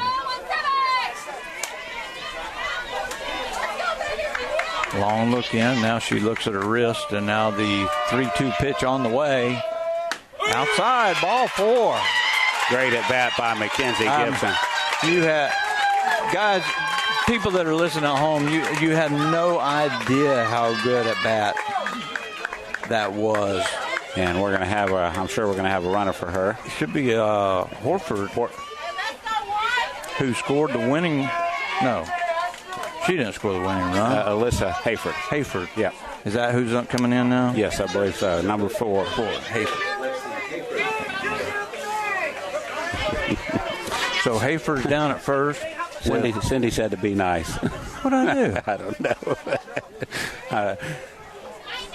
I might know, but we'll just. Oh, okay. That's okay. You're good. All right. We'll tell her. Well, hello, Cindy, if you're listening. How are you, dear? So it's now the home run hitter, Kendall Cornelius, steps in. She had the big bomb to right center field her first time up, and then a little fly ball to the outfield that the second baseman and the right fielder almost collided on. 1 out in the inning, runner at first. See if they're going to send Hayford right here. And the pitch. Boy.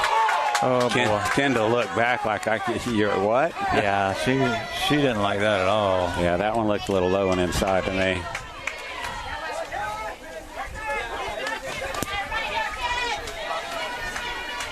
And now the 0-1 pitch. That ball hit a rocket shot up the middle, and Hayford will stop at second. Yeah, great play. It was hit so hard, and the center fielder got to it so quickly. That's all that Hayford had a chance to do was to get second. She rounded it, but picked up Rutenbar real quick, and I believe she may have been a sitting duck had she gone. Because even with her speed, she put the brakes on quickly. As you said, Rutenbar had his hands up as soon as, and these girls are so disciplined that they'll pick him up as they're coming to the bag. Yes. Now Oxley steps in. 2 on, 1 out here in the bottom of the 5th. And the pitch. And Oxley fouls that out of play down the right side. So it's 0-1 count to Red. And you know, as big a competitor as she is, there is nobody in this ballpark that wants to hit the ball more than she does. Oh, absolutely. She did a great job pitching out of that last inning. And now the 0-1 pitch. And she swings and misses. Oof. Boy, good cut. Good cut. That was a really good pitch. I don't know. She did not seem to pull her head on that one. No, it was a good pitch. She was all over it. She just, sometimes you miss. Yeah. 2 on, 1 out, 0-2 count. Now the pitcher slides down, and we'll look at her wristband, and now the pitch. That ball hit foul and caught. Wow. And the runner is coming. And a good job. So it goes with a sacrifice fly. Wow. And the ball gets away. And Destiny Driscoll's going to score. And the runner scored, and Driscoll is a second. So, Driscoll scored, and Hayford scored for Mackenzie Gibson, and that's Cornelius on the loose ball that got through. She was able to advance to second. It goes as a sacrifice fly for Oxley for the second out, and Hayford scores on the error. Was that an E6? It's got to be on 6 because that's who the ball came into. I didn't notice if she had dropped it or what happened to it, or if there was in getting it transitioning to the pitcher, they lost control of it. The first error of the ball game leads to a run. The batter. Or Julia Heater. Cornelius is now Cornelius is now at second base with 2 outs. Julia Heater is the batter. She singled her last time up, was stranded at second. And with Cornelius' speed, a base hit will open this back up again. Low and inside. It's a 3-2 ball game. The Jackets lead here in the bottom of the 5th inning. You want water? No, I'm good, thank you. Thank you. Our athletic director taking care of us. Kenzie Matthews, she's incredible. Going to get me some water. And the 2-0 pitch. That's a good pitch. Yeah. Heater's not barking at that at all. That was a really good pitch. It was a curveball that came right in on the plate. So I think it's 1-2, or is it 2-1? It's a 2-1. Yeah. 2-1. Runner at second, 1 run in, 1 out, and the pitch. 2 out, excuse me. Upstairs. Ball's up. 3-1 now, and you got to wonder if Lopez isn't a little flustered with her defense. Yeah, that was a great play to make that catch in the corner down there. And then they allowed the runner to advance, but beautiful job by Abdullah to make that and to turn and make a good throw. Yeah. And the 3-1 pitch. Ball fouled right past Rutenbar. But heads up by Rutenbar, and Hayford has it got loose on the infield. He sent her right away and made it in without a play at the plate. So do what you got to do. You put the ball in play. If you make them throw it, if errors come, if you hit it in, where they can't get it, that's the object of the game, right? 3 balls, 2 strikes, 2 outs. Runner at second base. Long look in, and now the pitch. Fouled back. Great job again by Heater hanging in there. She just swings the bat so well. Her hands are so quick coming through. Just quality swings from her. All these girls have contributed some way, shape, or form. And Doral has played a great ball game, too. Don't get me wrong. This has been an outstanding game to watch. 3 balls, 2 strikes, 2 outs, and the pitch. And that ball has popped up. They're going to send her, and she makes the catch. The shortstop, Abdullah, makes the catch, so it goes as a F6 for the putout. So there was 1 run, 1 hit, 1 error, and 1 left on. So after 5 innings, it's Bartow 3, Doral 2. You're listening to 2024 State Semifinal here on WBF. Pallet One of Bartow is looking for new career-minded employees. Pallet One offers competitive wages and benefits including health, dental, vision, paid vacation, and a matching 401k plan. Join the Pallet One team today. Pallet One is an equal opportunity employer.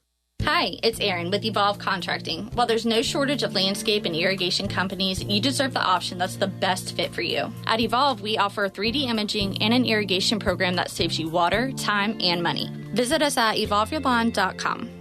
Today's broadcast is sponsored in part by the Whidden McLean Funeral Home of Bartow since 1925 and the McLean Funeral Home of Fort Meade. They're family-owned and are committed to providing personal service with the concept of our family serving yours. In today's complicated financial world, it's nice to know that Steve Wright & Company is there, helping you utilize your resources more effectively as you work toward your financial goals, from tax returns to retirement plans and all the stops in between. Rely on Steve Wright & Company on Avenue H in Winter Haven.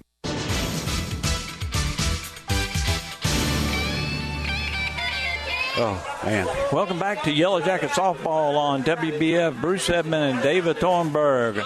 Roland Oxley over in the crowd, still giving the umpires the business. We go to the top of the sixth inning. It's a 3-2 ball game, but Bruce is in. Oh, there's the changeup, and that looked good. And that was a perfect pitch. Oh, my gosh. That's perfect. She finally throws the changeup, and it's in there for a beautiful strike, and it's called a ball. It fools the umpires, but not at this level it shouldn't. No. My goodness. So it's now 2-0 to Bruges, who struck out looking her first time and then hit the big bomb to left field to tie the game up back in the fourth inning. And that ball fouled up out of play, so 2 balls and a strike. And I'm telling you right now, number 7 wants this young lady very bad. Yeah, it needs to come back and get her. And I think that's why she started with that changeup, like you said, Bruce. And a pitch, swing and a miss. And there's that changeup. I can't see it. Mm-hmm. I can't. I love the changeup, my favorite pitch, and I can't see it with the right-handed batter. So it's 2 balls, 2 strikes, nobody out, 3-2 score. The Jackets lead in the pitch, and that one fouled off as Peter gives chase, but it's out of play. You just don't want to leave this belt high inside on this young lady. No, she'll turn on it. I'd burn her with the changeup again. 2 balls, 2 strikes, nobody out, and the pitch. And she did beautiful! Oh, my goodness, that was perfect. I don't know where he's looking for that. I mean, it's right at belt high, right across the plate, and he calls it a ball. 3 balls, 2 strikes, and the pitch. Swing and a miss, strike 3. And Bruce, he did it with the changeup. Got her on the changeup there. Another great pitch. We talk about how impressed we are with Red, but to see her resilience the last couple innings and stay within her game, stay within her head. She hasn't got outside of herself, and she's just doing what she can do, and she's doing wonderful. Now Santana steps in. She fouls the first pitch right back at us. It's 0-1. Santana has done some great job in the infield at second base, made some good plays, and she hit a little blooper to Cornelius her first time up. There's another beautiful pitch. Where is that missing, David? My gosh, I don't know, but our buddy Red letting him know that he's not happy with his zone right now. Well, I'm telling you, it's incredible. And the 1-1, there's a strike. Finally. Same spot. I know it. Same spot as the last pitch, and one's a ball, one's a strike. And that's the inconsistency that frustrates us, frustrates the fans, let alone the players. At this level. Yeah. At this level. You're in the state semifinal championship. Yeah. So it's count holes of high school. Of high school. This is big time. I mean, it's big time for us, big time for the girls, and it's as big as it gets for high school. 1 ball, 2 strikes. That ball gets away from Gibson, but and that was that. She tried to throw that changeup again that time, Bruce, and I think it slipped again. Didn't quite make it there. All right, come back with it. She'll swing a foot ahead of it. 2 balls, 2 strikes, 1 out. 3-2 ball game. Jackets lead in the top of the 6th. And the pitch fouled off. And it bounces right back to Oxley. McKenzie doesn't have to do anything on foul balls. He just looks up at the net, flings it back out to Red.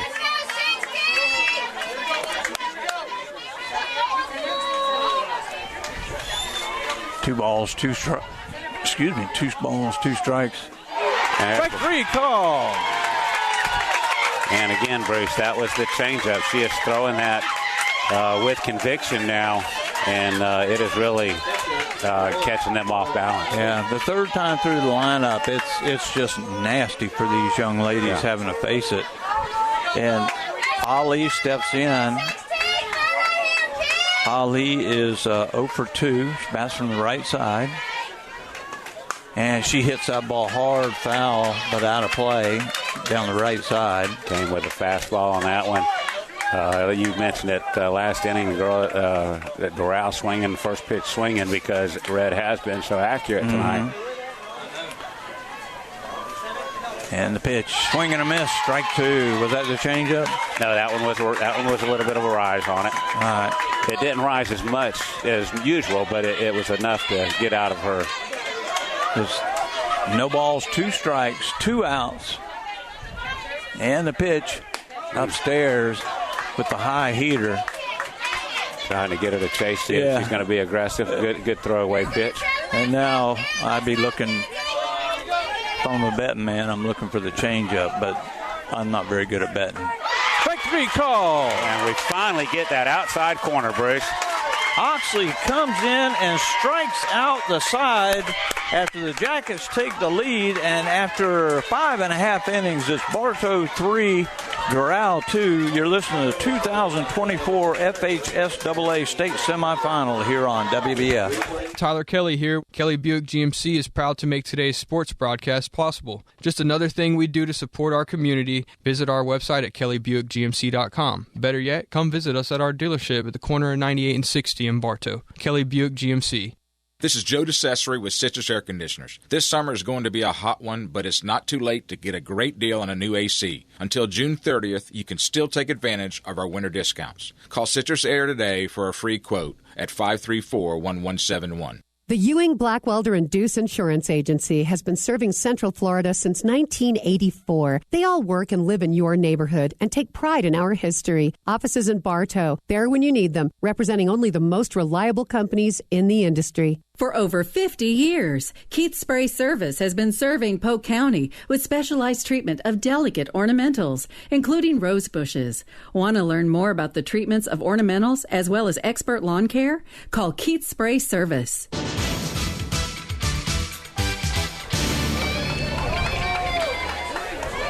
Welcome back to Yellow Jacket softball here in the state semifinal. We go to the bottom of the 6th inning. The Jackets lead 3-2, trying to get some insurance runs for Red Oxley, who struck out the side in the last inning, top of the inning, as Shay Narcisse steps in.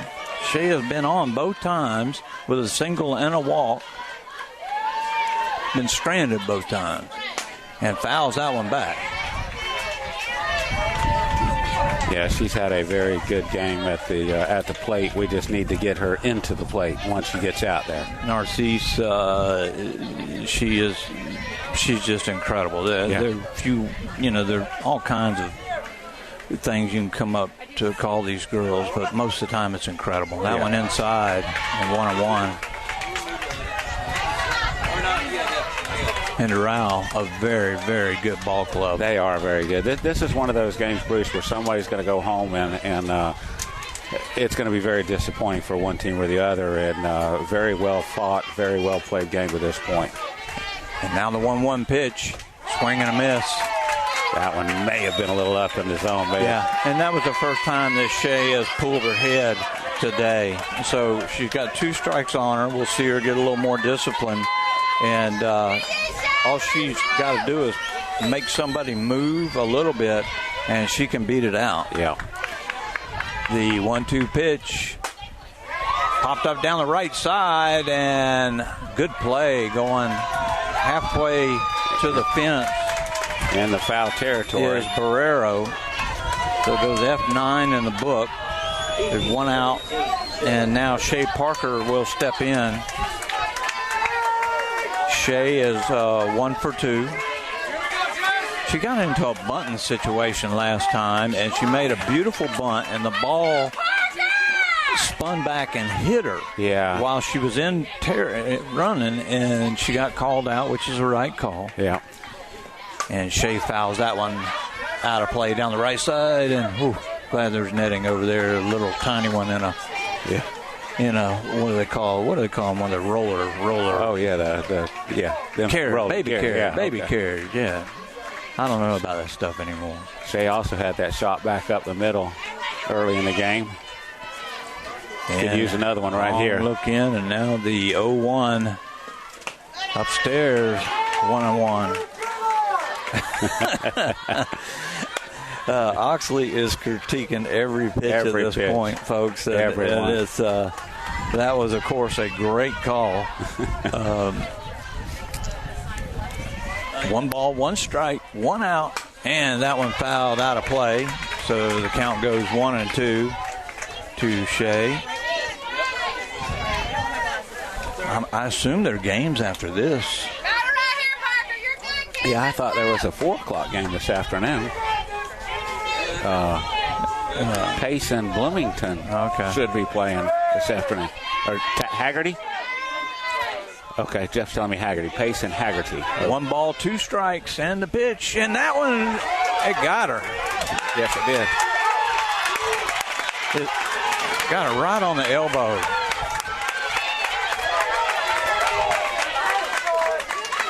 Now the coach, the Doral coach, is going to come out and discuss it with the home plate.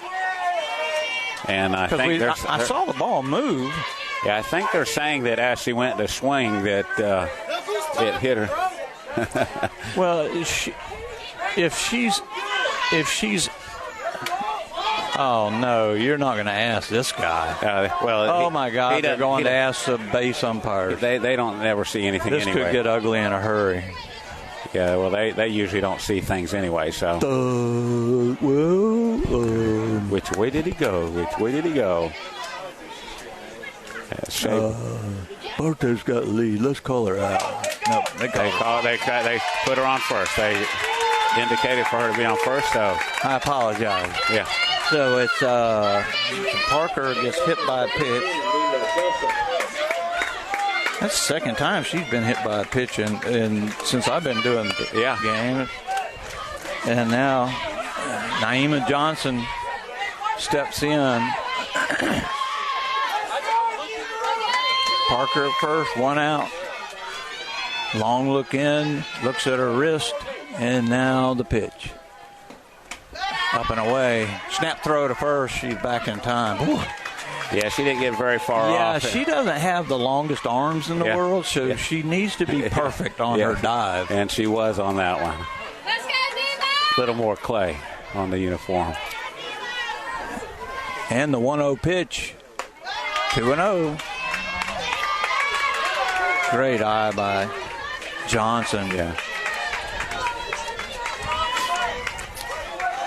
Jackets lead 3-2 here in the bottom of the 6th inning. Like to get a couple more. Boy, it would be great to get a couple insurance runs. And she looks at her wrist, and now the 2-0 pitch. Way outside. 3-0 snap throw back to first. Parker back in. Good arm by the catcher. Catcher has a good arm, a good and good motion, good throwing motion over there. It's all fluid. Yeah, her fundamentals are very, very good. This whole team is good. Yeah, this is a good team. Now the 3-0, she's going to be taken all the way here. And the pitch. There's a strike. That was a good pitch. Johnson tried to slide back a little bit, maybe fool the umpire. So which is easy to do out here. Yeah. 3 balls and a strike. Parker at first, 1 out, and the pitch. And she foul tips that one off the catcher. She tried to check swing it, Bruce, and got a little piece of it. So now the count goes full with 1 out. normally in a baseball situation, you might send the runner here, but, with the batters not able to lead off, it's so much tougher. And the 3-2 ball popped up, going over is the first baseman, and Villazon makes the catch. Good catch by. Great play. That was a really good play, Bruce. She's going back over her left, going towards the fence and over her left shoulder as she's turning and picks it off over her shoulder. That was a really good play by the first baseman. And now Quartermain will step back in. We need a hit by Quartermain here. Get things going. 0 for 1 in the game as Gomez pinched hitter for the last time up. And the pitch. Oh, goodness. I don't know how that didn't hit her. Ball 1. Let's go, Vinny. You got this, kid. 1 ball, no strikes, 2 outs, 1 on, 3-2 lead. And that one almost got her, too. Yeah. 2-0. That curveball's not spinning as much as it was, David. It was breaking probably 6-8 inches, and the last 2 pitches have not broke. Long look in. And the 2-0 pitch, that's a good pitch. Yeah, there's a strike. She just threw a straight fastball there. There was no spin on that. No. 2 balls and a strike, 2 outs. Parker at first. And now the pitch. That ball is a nubbler, and the shortstop goes out. Abdullah makes another good play on the run. Their defense is really good, Bruce. So no runs, a hit batter, and 1 left. After 6 innings, Bartow 3, Doral 2. You're listening to 2024 State Semifinal here on WBF. If you've been injured in an accident or face traffic charges, don't face the legal system alone. Call Rhino Lawyers Auto Injury and Traffic Attorneys at 844-RHINO-77. Rhino Lawyers, Tampa and Lakeland. At Budget You Pull to Bartow, they'll buy your old vehicle and even arrange to pick it up. We buy junk cars here. We can also arrange for towing from you. We use Gator Towing for our towing service, so you know you get insured a professional towing vehicle. And they cover Polk County. Budget Auto Parts of Bartow. Hi, Benny Jr. here with Bartow Ford, and the great thing about being right in Bartow, Florida, is we are centrally located. The right way will always lead you to Bartow Ford, where we save you time and money. Bartow Ford, we're different, and we prove it. Your Bartow Beef O'Brady's in the Bartow Center South is your headquarters for good food and good sports. With something for everyone on the menu, your Bartow Beefs is perfect for the family, an office lunch, or to feed the team after a big win. Beefs, where game time meets family time. I don't know. Welcome back to Yellow Jacket Softball on WBF. Bruce Edmond and David Thornburg. We go to the top of the 7th inning. The Jackets lead 3-2. Red Oxley on the mound. 7, 8, and 9, but 7, 8, and 9 have been on base, or 7 and 9 have been on base. And it's Barut who singled her last time up. And she pops that one up. Heater going over and it just got out of the crowd. Yeah. Or into the netting above the crowd, and now it rolls back into the on-deck circle. Oxley with the 0-1 count now. Oh, man, we can see now. Yeah. No, I can't. There's one guy sitting beside me. I can't see. And there's another good pitch. Oh, my goodness. Where is Oxley at? Where did that one miss at? And McKenzie is turning to ask him, where is that one? But he is, it's been both ways he's been missing that pitch. It's just unreal. It shouldn't be at this level. I mean, they can't all be bad, can they? No. And the 1-1, there's a strike. 1 and 2.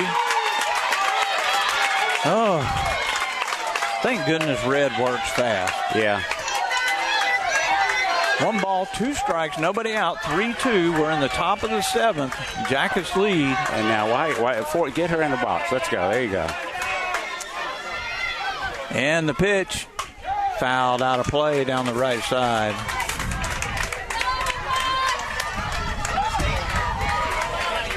So count holds at 1 ball, 2 strikes. As Root, she singled back in the 5th inning and was left on at third as Pavlov came in and ran for her. And the pitch, that ball hit into left center field. Foul, not able to get to it. And it's going to be a stand-up double for Varut to lead off the 7th inning.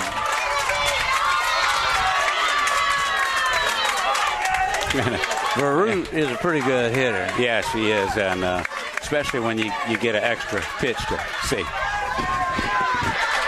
And now Pavlov comes in to run for her. So it's a big situation here again for Red Oxley. And I guess you can do that with a designated player and a flex more than one time. So now Lopez steps in the pitcher. She had to sacrifice her last time up and take strike 1. Now, he's had them sacrifice on the 2nd pitch when they have done this.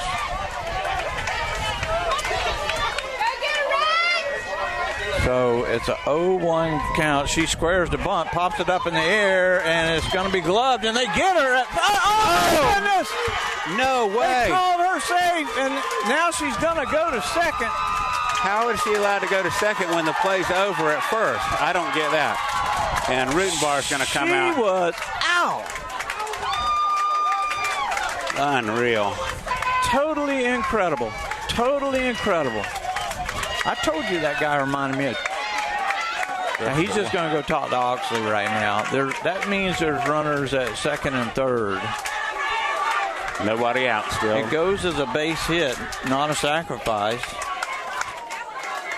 What a horrible call. Clearly got her by a step, and she gets the safe call. My goodness. So Rutenbar goes out to talk to Oxley as she's got runners at 2nd and 3rd. They're going to be, I think they're going to be bunting it here again. And that's what he's probably letting them be aware of to be alert. Barrero singled her last time up. She bats from the left side, and Oxley looks like she's going to have to do it with her arm. And the pitch, swing and a miss. Runners at 2nd and 3rd, nobody out. 3-2 ball game. Jackets lead. Come on, Red. And the pitch. Oh, another beauty right on the outside. He did finally called it. Oh my goodness, he finally called it. Yes. So it's a 0-2.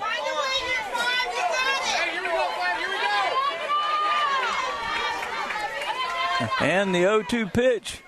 Misses outside, low and away.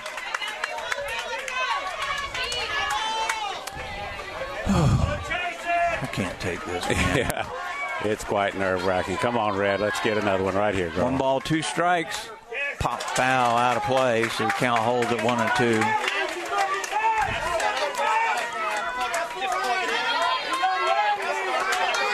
Infield playing in. All 4 girls are playing at pitcher depth right now. Johnson playing a little bit deeper because of the left-handed batter. And that ball again fouled out of play.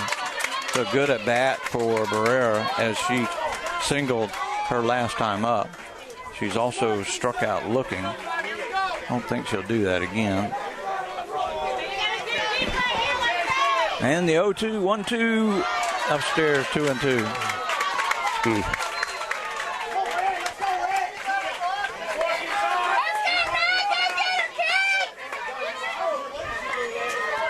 Two balls, 2 strikes, nobody out. Runners at 2nd and 3rd, and the pitch. Fouled out of play again. Good at bat.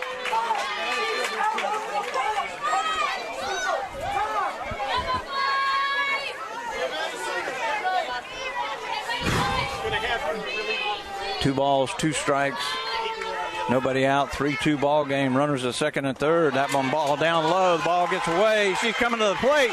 She's going to be safe. And Cornelius gloves it. So the pass ball. all right, McKenzie.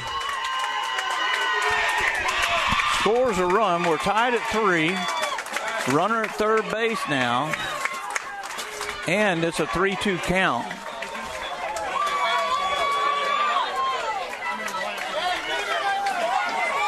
Nobody out in the inning. Oxley looking for a big strikeout right here.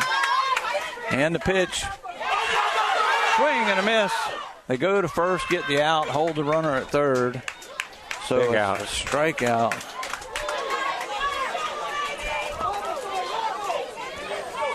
So now the batter will be back to the top of the order. Zoe. Number 15, Zoe Abdullah. She's a center fielder. She's 0 for 3 officially. Reached on a fielder's choice her last time up. Takes ball 1 outside. Runner at third base. 1 run in. It's a 3-3 ball game now here in the top of the 7th. And the coach is calling time to talk to his batter there to make sure they're on the same page. Jackets in a jam here.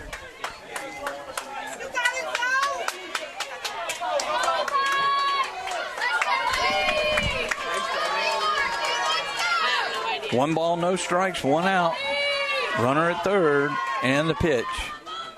Swing and a miss. That was just power right there. She just blew it by her. 1 ball, 1 strike, 1 out. 3-3 ball game, and the pitch. Another. Oh, you got to call that. How do you not call that pitch? This guy is just unreal.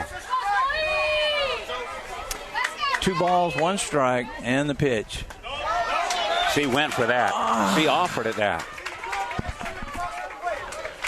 If you're dragging a bat across the plate, you're offering for it.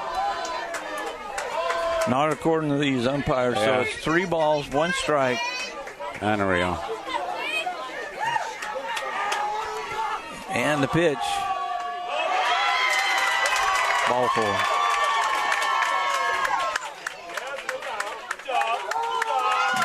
It should be going right here. She probably, she took off right down to second base. Yeah. That's where you have 100% confidence in your pitcher when you just let them run like that. Yeah. So now it will be Ashley Abdullah. She doubled off the bottom of the fence. Yes. And scored on the home run. Takes strike 1.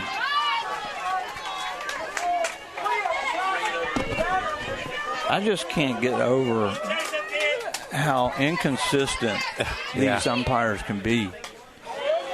0-2. I mean, they're getting paid to do this, number 1. That's number 1. But number 2, this is the second biggest game in these girls' life. Yes. And they've got to be more consistent. The ball popped up. Going over is Sal, makes the catch, and she will hit the cutoff immediately. Good job by Sal. It wasn't deep enough for anybody to try to come home, so great job there. So 1 out from a chance to come back in and pick up a run and get a victory, but got to get 1 more out here. Yeah, Villazon grounded to second on a nice play by Johnson her last time up, and she fouls that first pitch out of play. Big cut. The 3-3 ball game with the go-ahead run at third base for Doral. And the 0-1 change up, and that's hit into left center field. She just golf swing that. It's going to be at least 2, and it's a stand-up double. Wow, big for hit. Villazon. Big 2-out hit for the Firebirds there. And it's now a 4-3. No, 5-3. They scored 2 that time. The runner on second came in. They had runners on second and third. They did? Yes. All right. Okay. 5-3. Oof. So that should be. That's only Is it 5-3? Yeah, 5. That's what they've got on the board, too. And Red's a little disappointed right now on the mound, but she needs to just finish this inning and rely on our bats to come in and do exactly what their girls are doing, and that's swinging the bat, making contact. And now Bros with the home run back in the 4th inning, steps in, runner at second, takes strike one. Jackets now trail for the first time since the district semifinal. Yeah. And that ball's out of play. 0-2. Is it 0-2? Yes, 0-2. No balls, 2 strikes, 2 outs, and the pitch. Ball chopped right back up the middle, and that's going to make it another one. Throw the plate. Oxley cuts it off. Big 2-out hits, Bruce, that are killing us right now.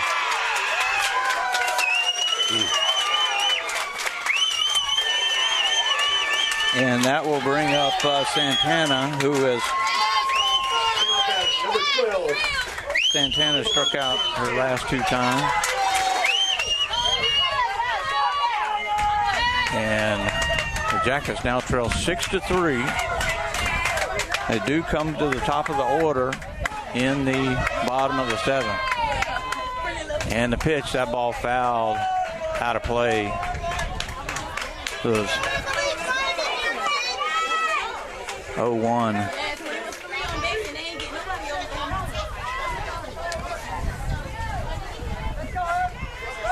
And the pitch.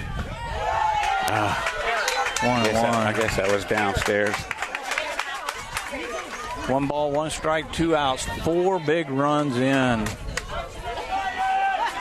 And the ball popped back out of play. 1 ball, 2 strikes.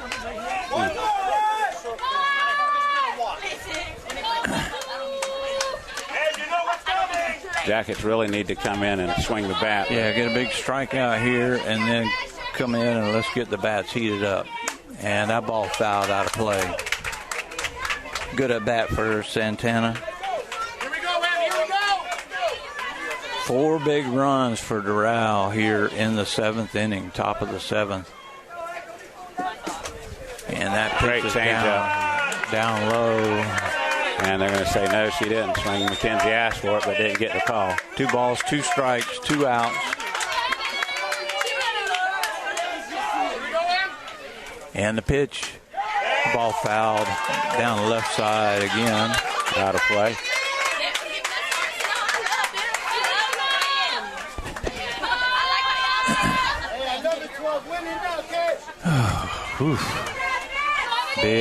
Big inning for Doral. Probably the biggest inning of their careers. Yeah.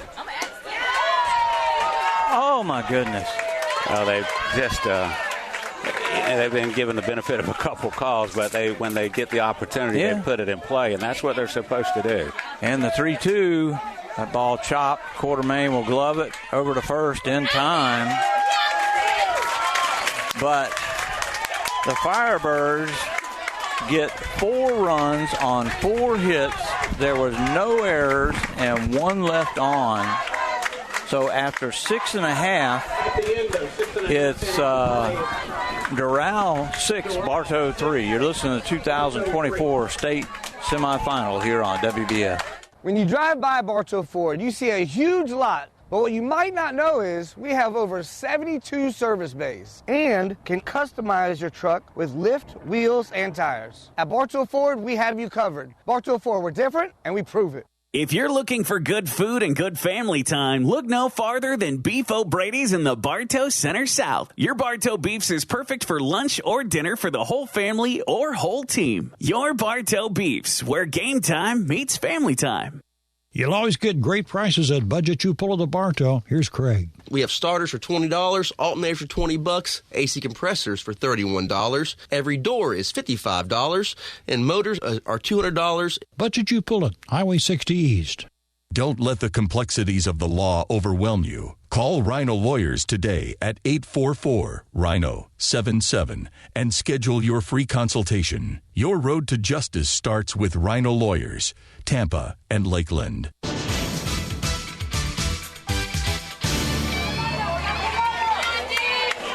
Welcome back to Yellow Jacket softball. We go to the bottom of the 6th inning. The Jackets trail.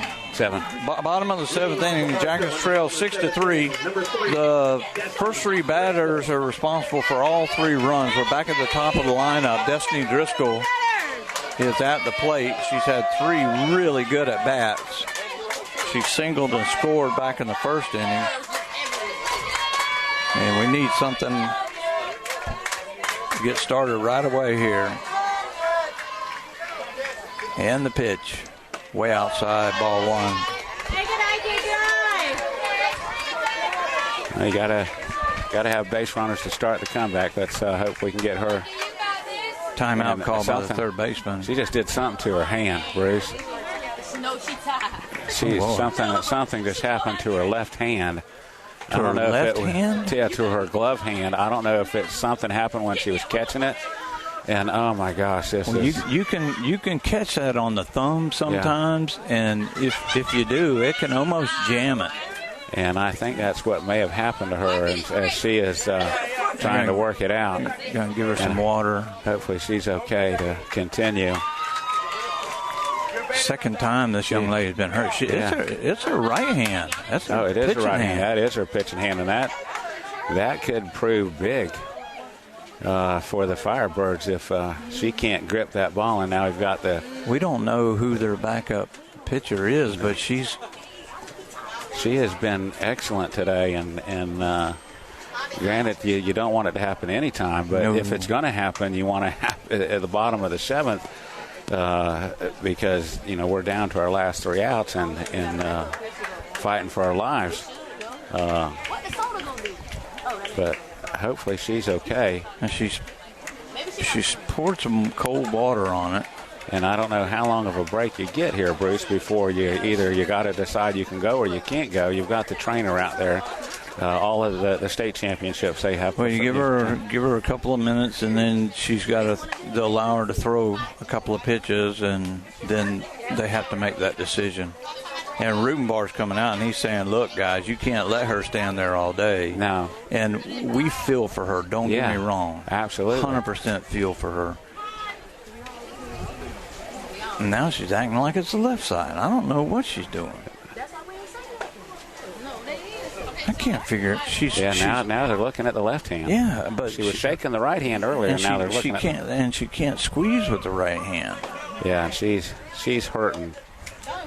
Come on, y'all. That ain't it. Come on. We ain't gonna sleep. Okay, now you got to do something. Tex Howell's walking out there now. At the end of the day, kids.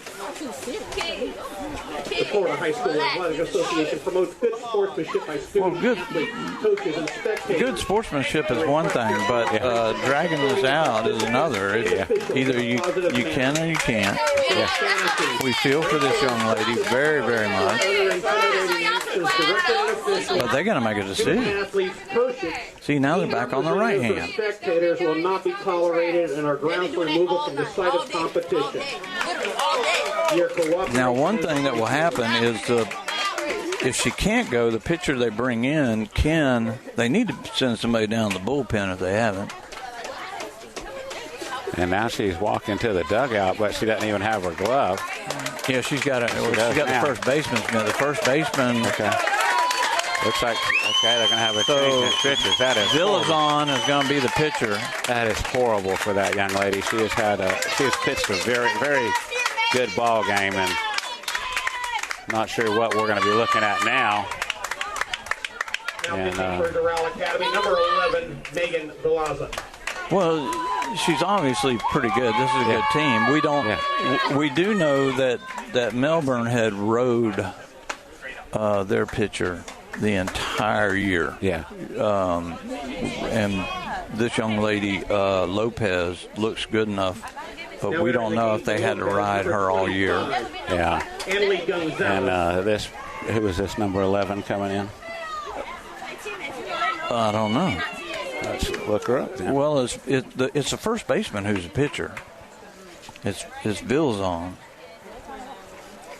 number 11. What a now who's what going a position to first? to come in. I don't know. Number 25 is going to first, and she has not been in the lineup. So now you got a 1-0 count. Nobody out. Bottom of 7. We trail by 3 runs. Driscoll steps in looking at a brand new pitcher.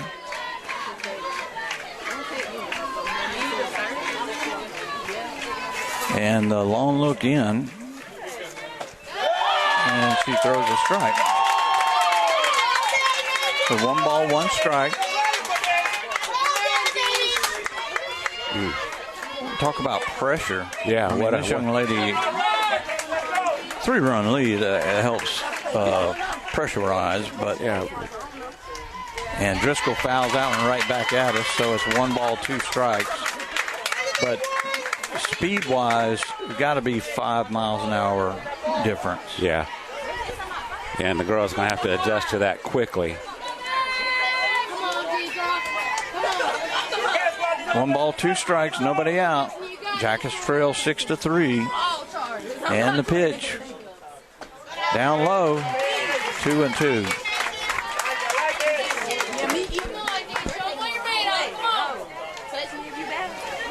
Two balls, 2 strikes. And the 2-2.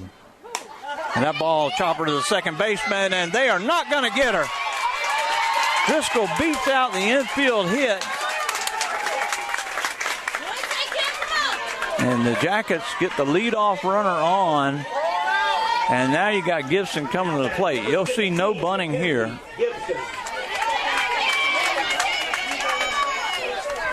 Gibson walked her last time up.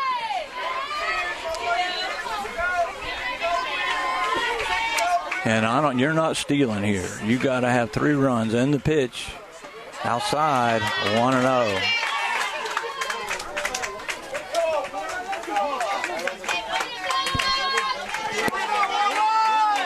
One ball, no strikes. Villazone now the pitcher. She was the first baseman, and the pitch down low, 2-0. It was a nice curveball, but down low. Our good buddy Fred Roden back home listening said we sound great. And Fred, we tend to agree with you. Yeah, I haven't even looked at my phone. Oh, Mike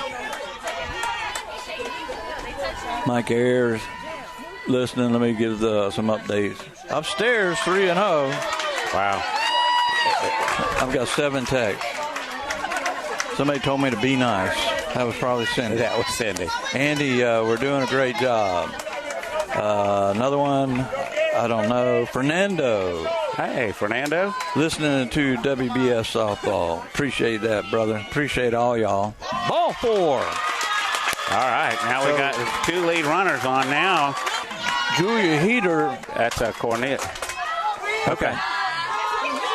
And now they're going to have the Lopez come back in. Okay, Lopez is going to come back in the game as 2 on. Re-entering for Doral, number 17, Yelissa Lopez. And they're going to... we don't know how many pitches they're going to give her. That's the thing. Yeah. She wants to try it again. Look good there. Yeah. I give her 1 more and then let's go. There's 2 on. There's nobody out.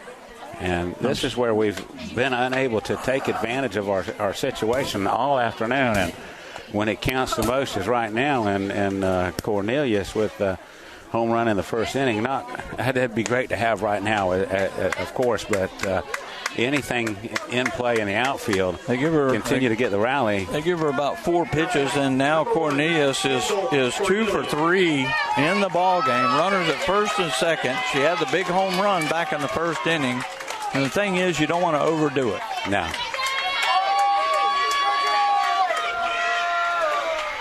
And the long look in as we're back to slowness again, and that ball inside. Oh my goodness. Oh, my. That has been a ball. Incredible. Absolutely incredible.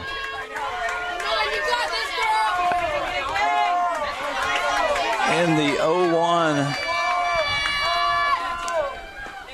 that ball hit into shallow left field, and it will be caught by Zoe Abdullah.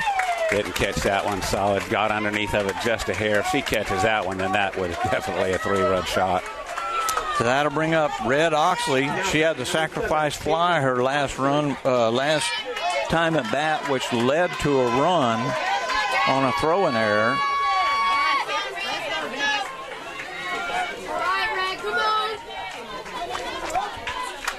And the first pitch. Oh, that one got right on the elbow. Oh, no. Oh, my goodness. Oh, and that hurt. She is down. That one. Oh, my goodness. She's going to get up. All right. She's going to take her time walking down. She is. Oh, she's mad. Oh, yeah. And that will load up the bases. It got her right on the elbow. That was on the right arm, too. It's her pitch and elbow. And remember last year they said in the beginning of the game she got hit on the elbow, went down, and they're... Who's this number 8 coming in to run? Oh, I can't remember. Let's go here.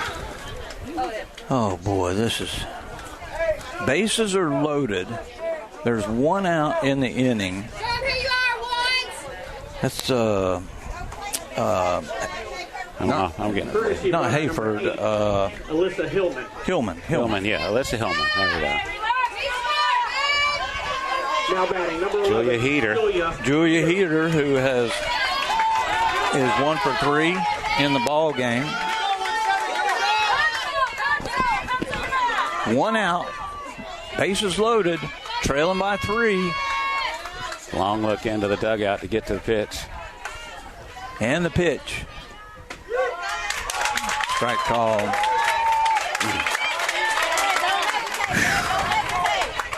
Oh, this is nerve-wracking. Come on, girls. Too much drama. Yeah. No runs. No balls and a strike. And the pitch. And right Heater back. hit that right up the middle. 1 run will score. They'll hold them. Great throw. Wow. By Pavlov in center. Strong throw. So the bases will stay loaded. It's a 6-4 ball game now as Heater comes through big time. Had her played right. The center fielder was positioned just right for that, Bruce, because she was able to get it quickly right away. And need something here from Shea Narcisse. Now Shea steps in.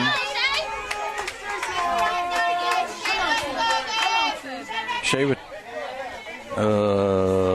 1 hit in the game already. Oh my goodness, that is outside. That is 2 inches outside. Oh my God.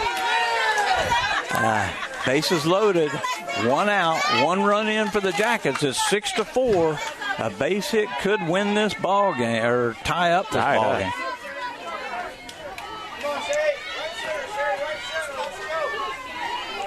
And the pitch. And here comes the runner to the plate, and she's going to be safe.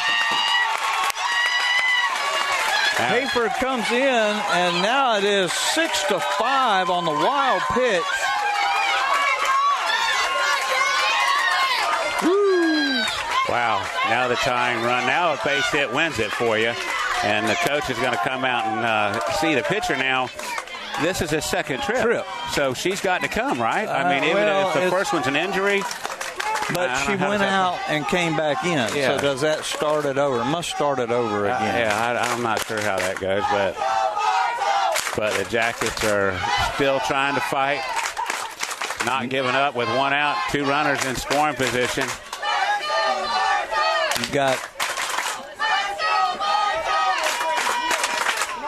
Hillman at third, Heater at second, Narcisse at the plate. A 1-1 count is a 6-5 ball game.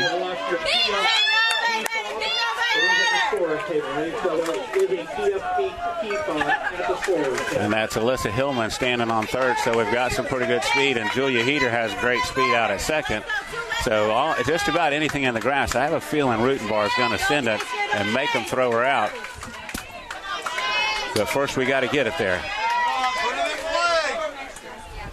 And the 1-1 pitch fouled out of play, 1-2. Good cut by Narcisse as the ball bounces right back to Lopez. What a ball game, Bruce. This is an outstanding game. Both sides are just refuse to give up, battling to the end. It's gut-wrenching. 6-5 ball game. Runners at second and third. 1-2 count. 1 out. And the pitch. There's a slow roller, and a run is going to score because it wasn't a forced play. Not a forced play. And the Jackets have tied it up. Yes. Ali thought it was a forced play, so it goes as a fielder's choice for Narcisse. And now you've got runners at the corners. It's a tie ball game. And the winning run now stands at third base with 1 out, Bruce.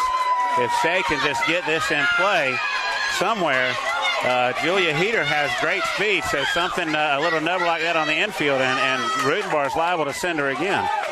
Well, I think you go ahead and square her around. Let Narcisse, there's only 1 out in the inning. Narcisse doesn't matter, or she does not matter at all.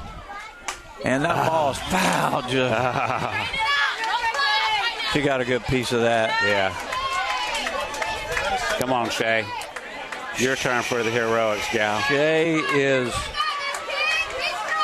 was hit by a pitch. She singled.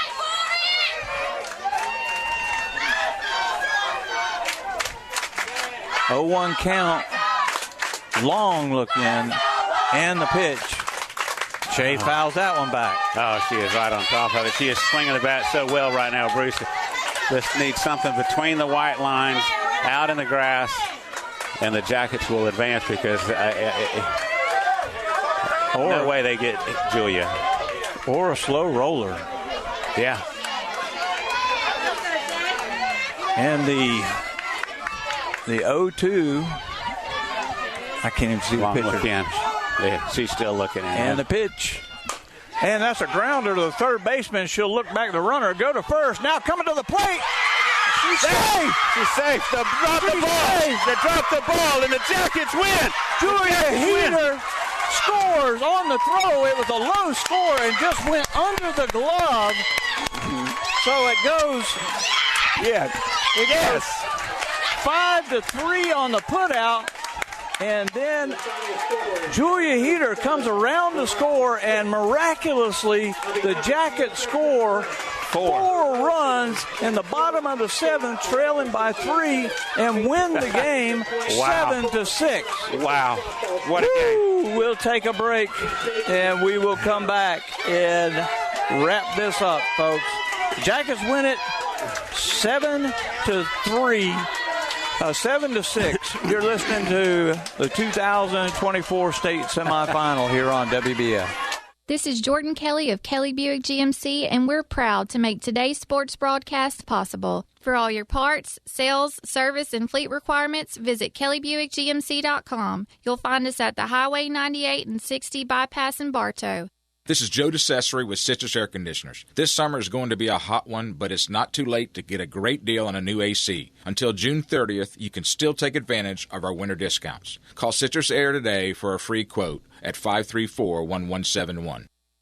Are you crazy for customer service? So are we. Here at Spatulas, we realize that our complete customer satisfaction is essential to our success. With our friendly and knowledgeable staff, you'll feel right at home as soon as you walk through the door. This is more than just a job. It's our love and passion. Come see us. Emily at Spatulas.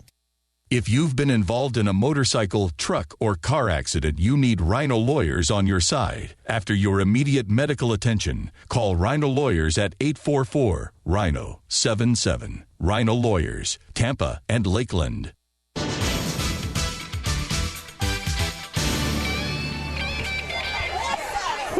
Welcome back to Yellow Jacket softball in one of the most incredible games See y'all tomorrow night, man. we have ever seen. The Jackets come back and win the ball game 7-6, trailing 6-3. We can talk about it forever. Yeah. The line score for the Jackets: 7 runs, 8 hits. There were 2 Doral errors and 5 Jackets left on base. For Doral, 6 runs on 9 hits, no errors, 5 Thunderbirds left on base. And I tell you what, hats off to Lopez. Yeah. The pitcher. Now, we've seen 2 of the best pitchers in the state the last couple of weeks with our own Red Oxley and the girl from Melbourne. But now, if this gal is not getting entertained from somewhere, then somebody's missed out, because she should.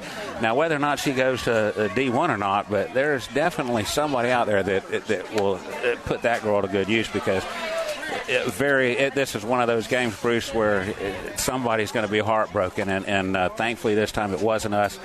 Doral put up those big 4 runs. They're looking to tomorrow and playing for the state championship, but our girls refuse to give up. And, again, Destiny Driscoll started us off and got things going, and, beats out that infield single. And then just good. What happened to her hand that brought her out for a couple innings? I don't know if that had a play in it or not. But just very, very unfortunate turn of events for Doral that led them to come up short. And but the great news is we'll be back tomorrow night for the state championship, looking for Bartow's 10th, Rutenbar's 9th. Right? Is that correct? Something like that, man. Yeah. Rutenbar's 9th, Bartow's 10th. I want to say hello to my dear mother, Gloria. She is out in Kenya, Africa, listening to the ball game. Hey, all right, and how you doing? that is just so cool. That's pretty cool. I love you, and I'm glad you made it out there safe, and hope you have a great time. I want to say thanks to Andy and Mike and all the guys, Fernando, everybody that chimed in. I know there's dozens of others that were listening. If I didn't mention your name, I apologize, but. Guys, you talk about draining. It's draining for us as announcers. The girls, I mean, they'll be in the swimming pool tonight. Yeah. They'll be relaxing. We hope that Red is okay. Yeah. That's the number one thing for tomorrow. But congratulations to an incredible Doral team. Yeah, season. And they only lost 2 games this season, and it was both of them to us. Yeah, with a 6-3 lead. Yeah, and heartbreaking for those girls. John Mitchell says, "Go Bartow." We're really excited here, and so. Just congratulations to the girls, to all the parents, to all the fans that came out. And you think people showed up from Bartow today? Yeah. Wait till tomorrow night. The Jackals will be back on. We'll be back on the air. When? What time is it? What time's the game tomorrow? I think it's at 7:30 tomorrow. 7:30. 7:30. So we'll be on there around 7:15. Yeah, we're going to come on early. We got to get a lineup earlier tomorrow. And. We'll be somewhere, but we'll be here. Hopefully traffic's good on the way home. I have a grandchild graduating from VPK. Okay. So I got to go see a little one. All right, we'll try to get that done. I'll try to get you home. We got plenty of time. And Neil Duncan, not the athletic director, but the Booster Club president, knocks me down as he's shaking my hand. Hey, and just think of this now. You mentioned our athletic director, Kinsey Matthews. She's going for the trifecta tomorrow. Yeah. She's won a state championship as a player. She won as a coach, and now she wants to win one as an athletic director. So hopefully Bartow can pull that off for her tomorrow. They gave her the opportunity. Hello to Rick Sal. Congratulations. So we're going to send it back to the station. So for Ace, producer Jeff Thornburg back at the station, my partner David Thornburg to my right, Roland Oxley out in the crowd, Rick Sal, who's standing right here. I'm Bruce Edmond. Good night, everybody. Bartow Yellow Jacket Softball on WBF was brought to you by Kelly Buick, GMC of Bartow, doing whatever it takes to earn your business. Spaff Jewelers of Bartow and Valrico, Evolve Professional Landscape Management, by Rhino Lawyers of Tampa and Lakeland, Citrus Air Conditioners of Bartow, by Ewing Blackwelder and Deuce Insurance. Pallet One of Bartow. Keith's Spray Service of Bartow. Taking care of your lawn and garden for over 50 years. Budget You Pull It. The parts you need when you need them. S.R. Wright and Company. By Whidden McLean Funeral Home. Beef O'Brady's Sports Pub in the Bartow Center South. And by Bartow Ford. We're different, and we prove it. Bartow Yellow Jackets Softball is special presentation of WBF Sports.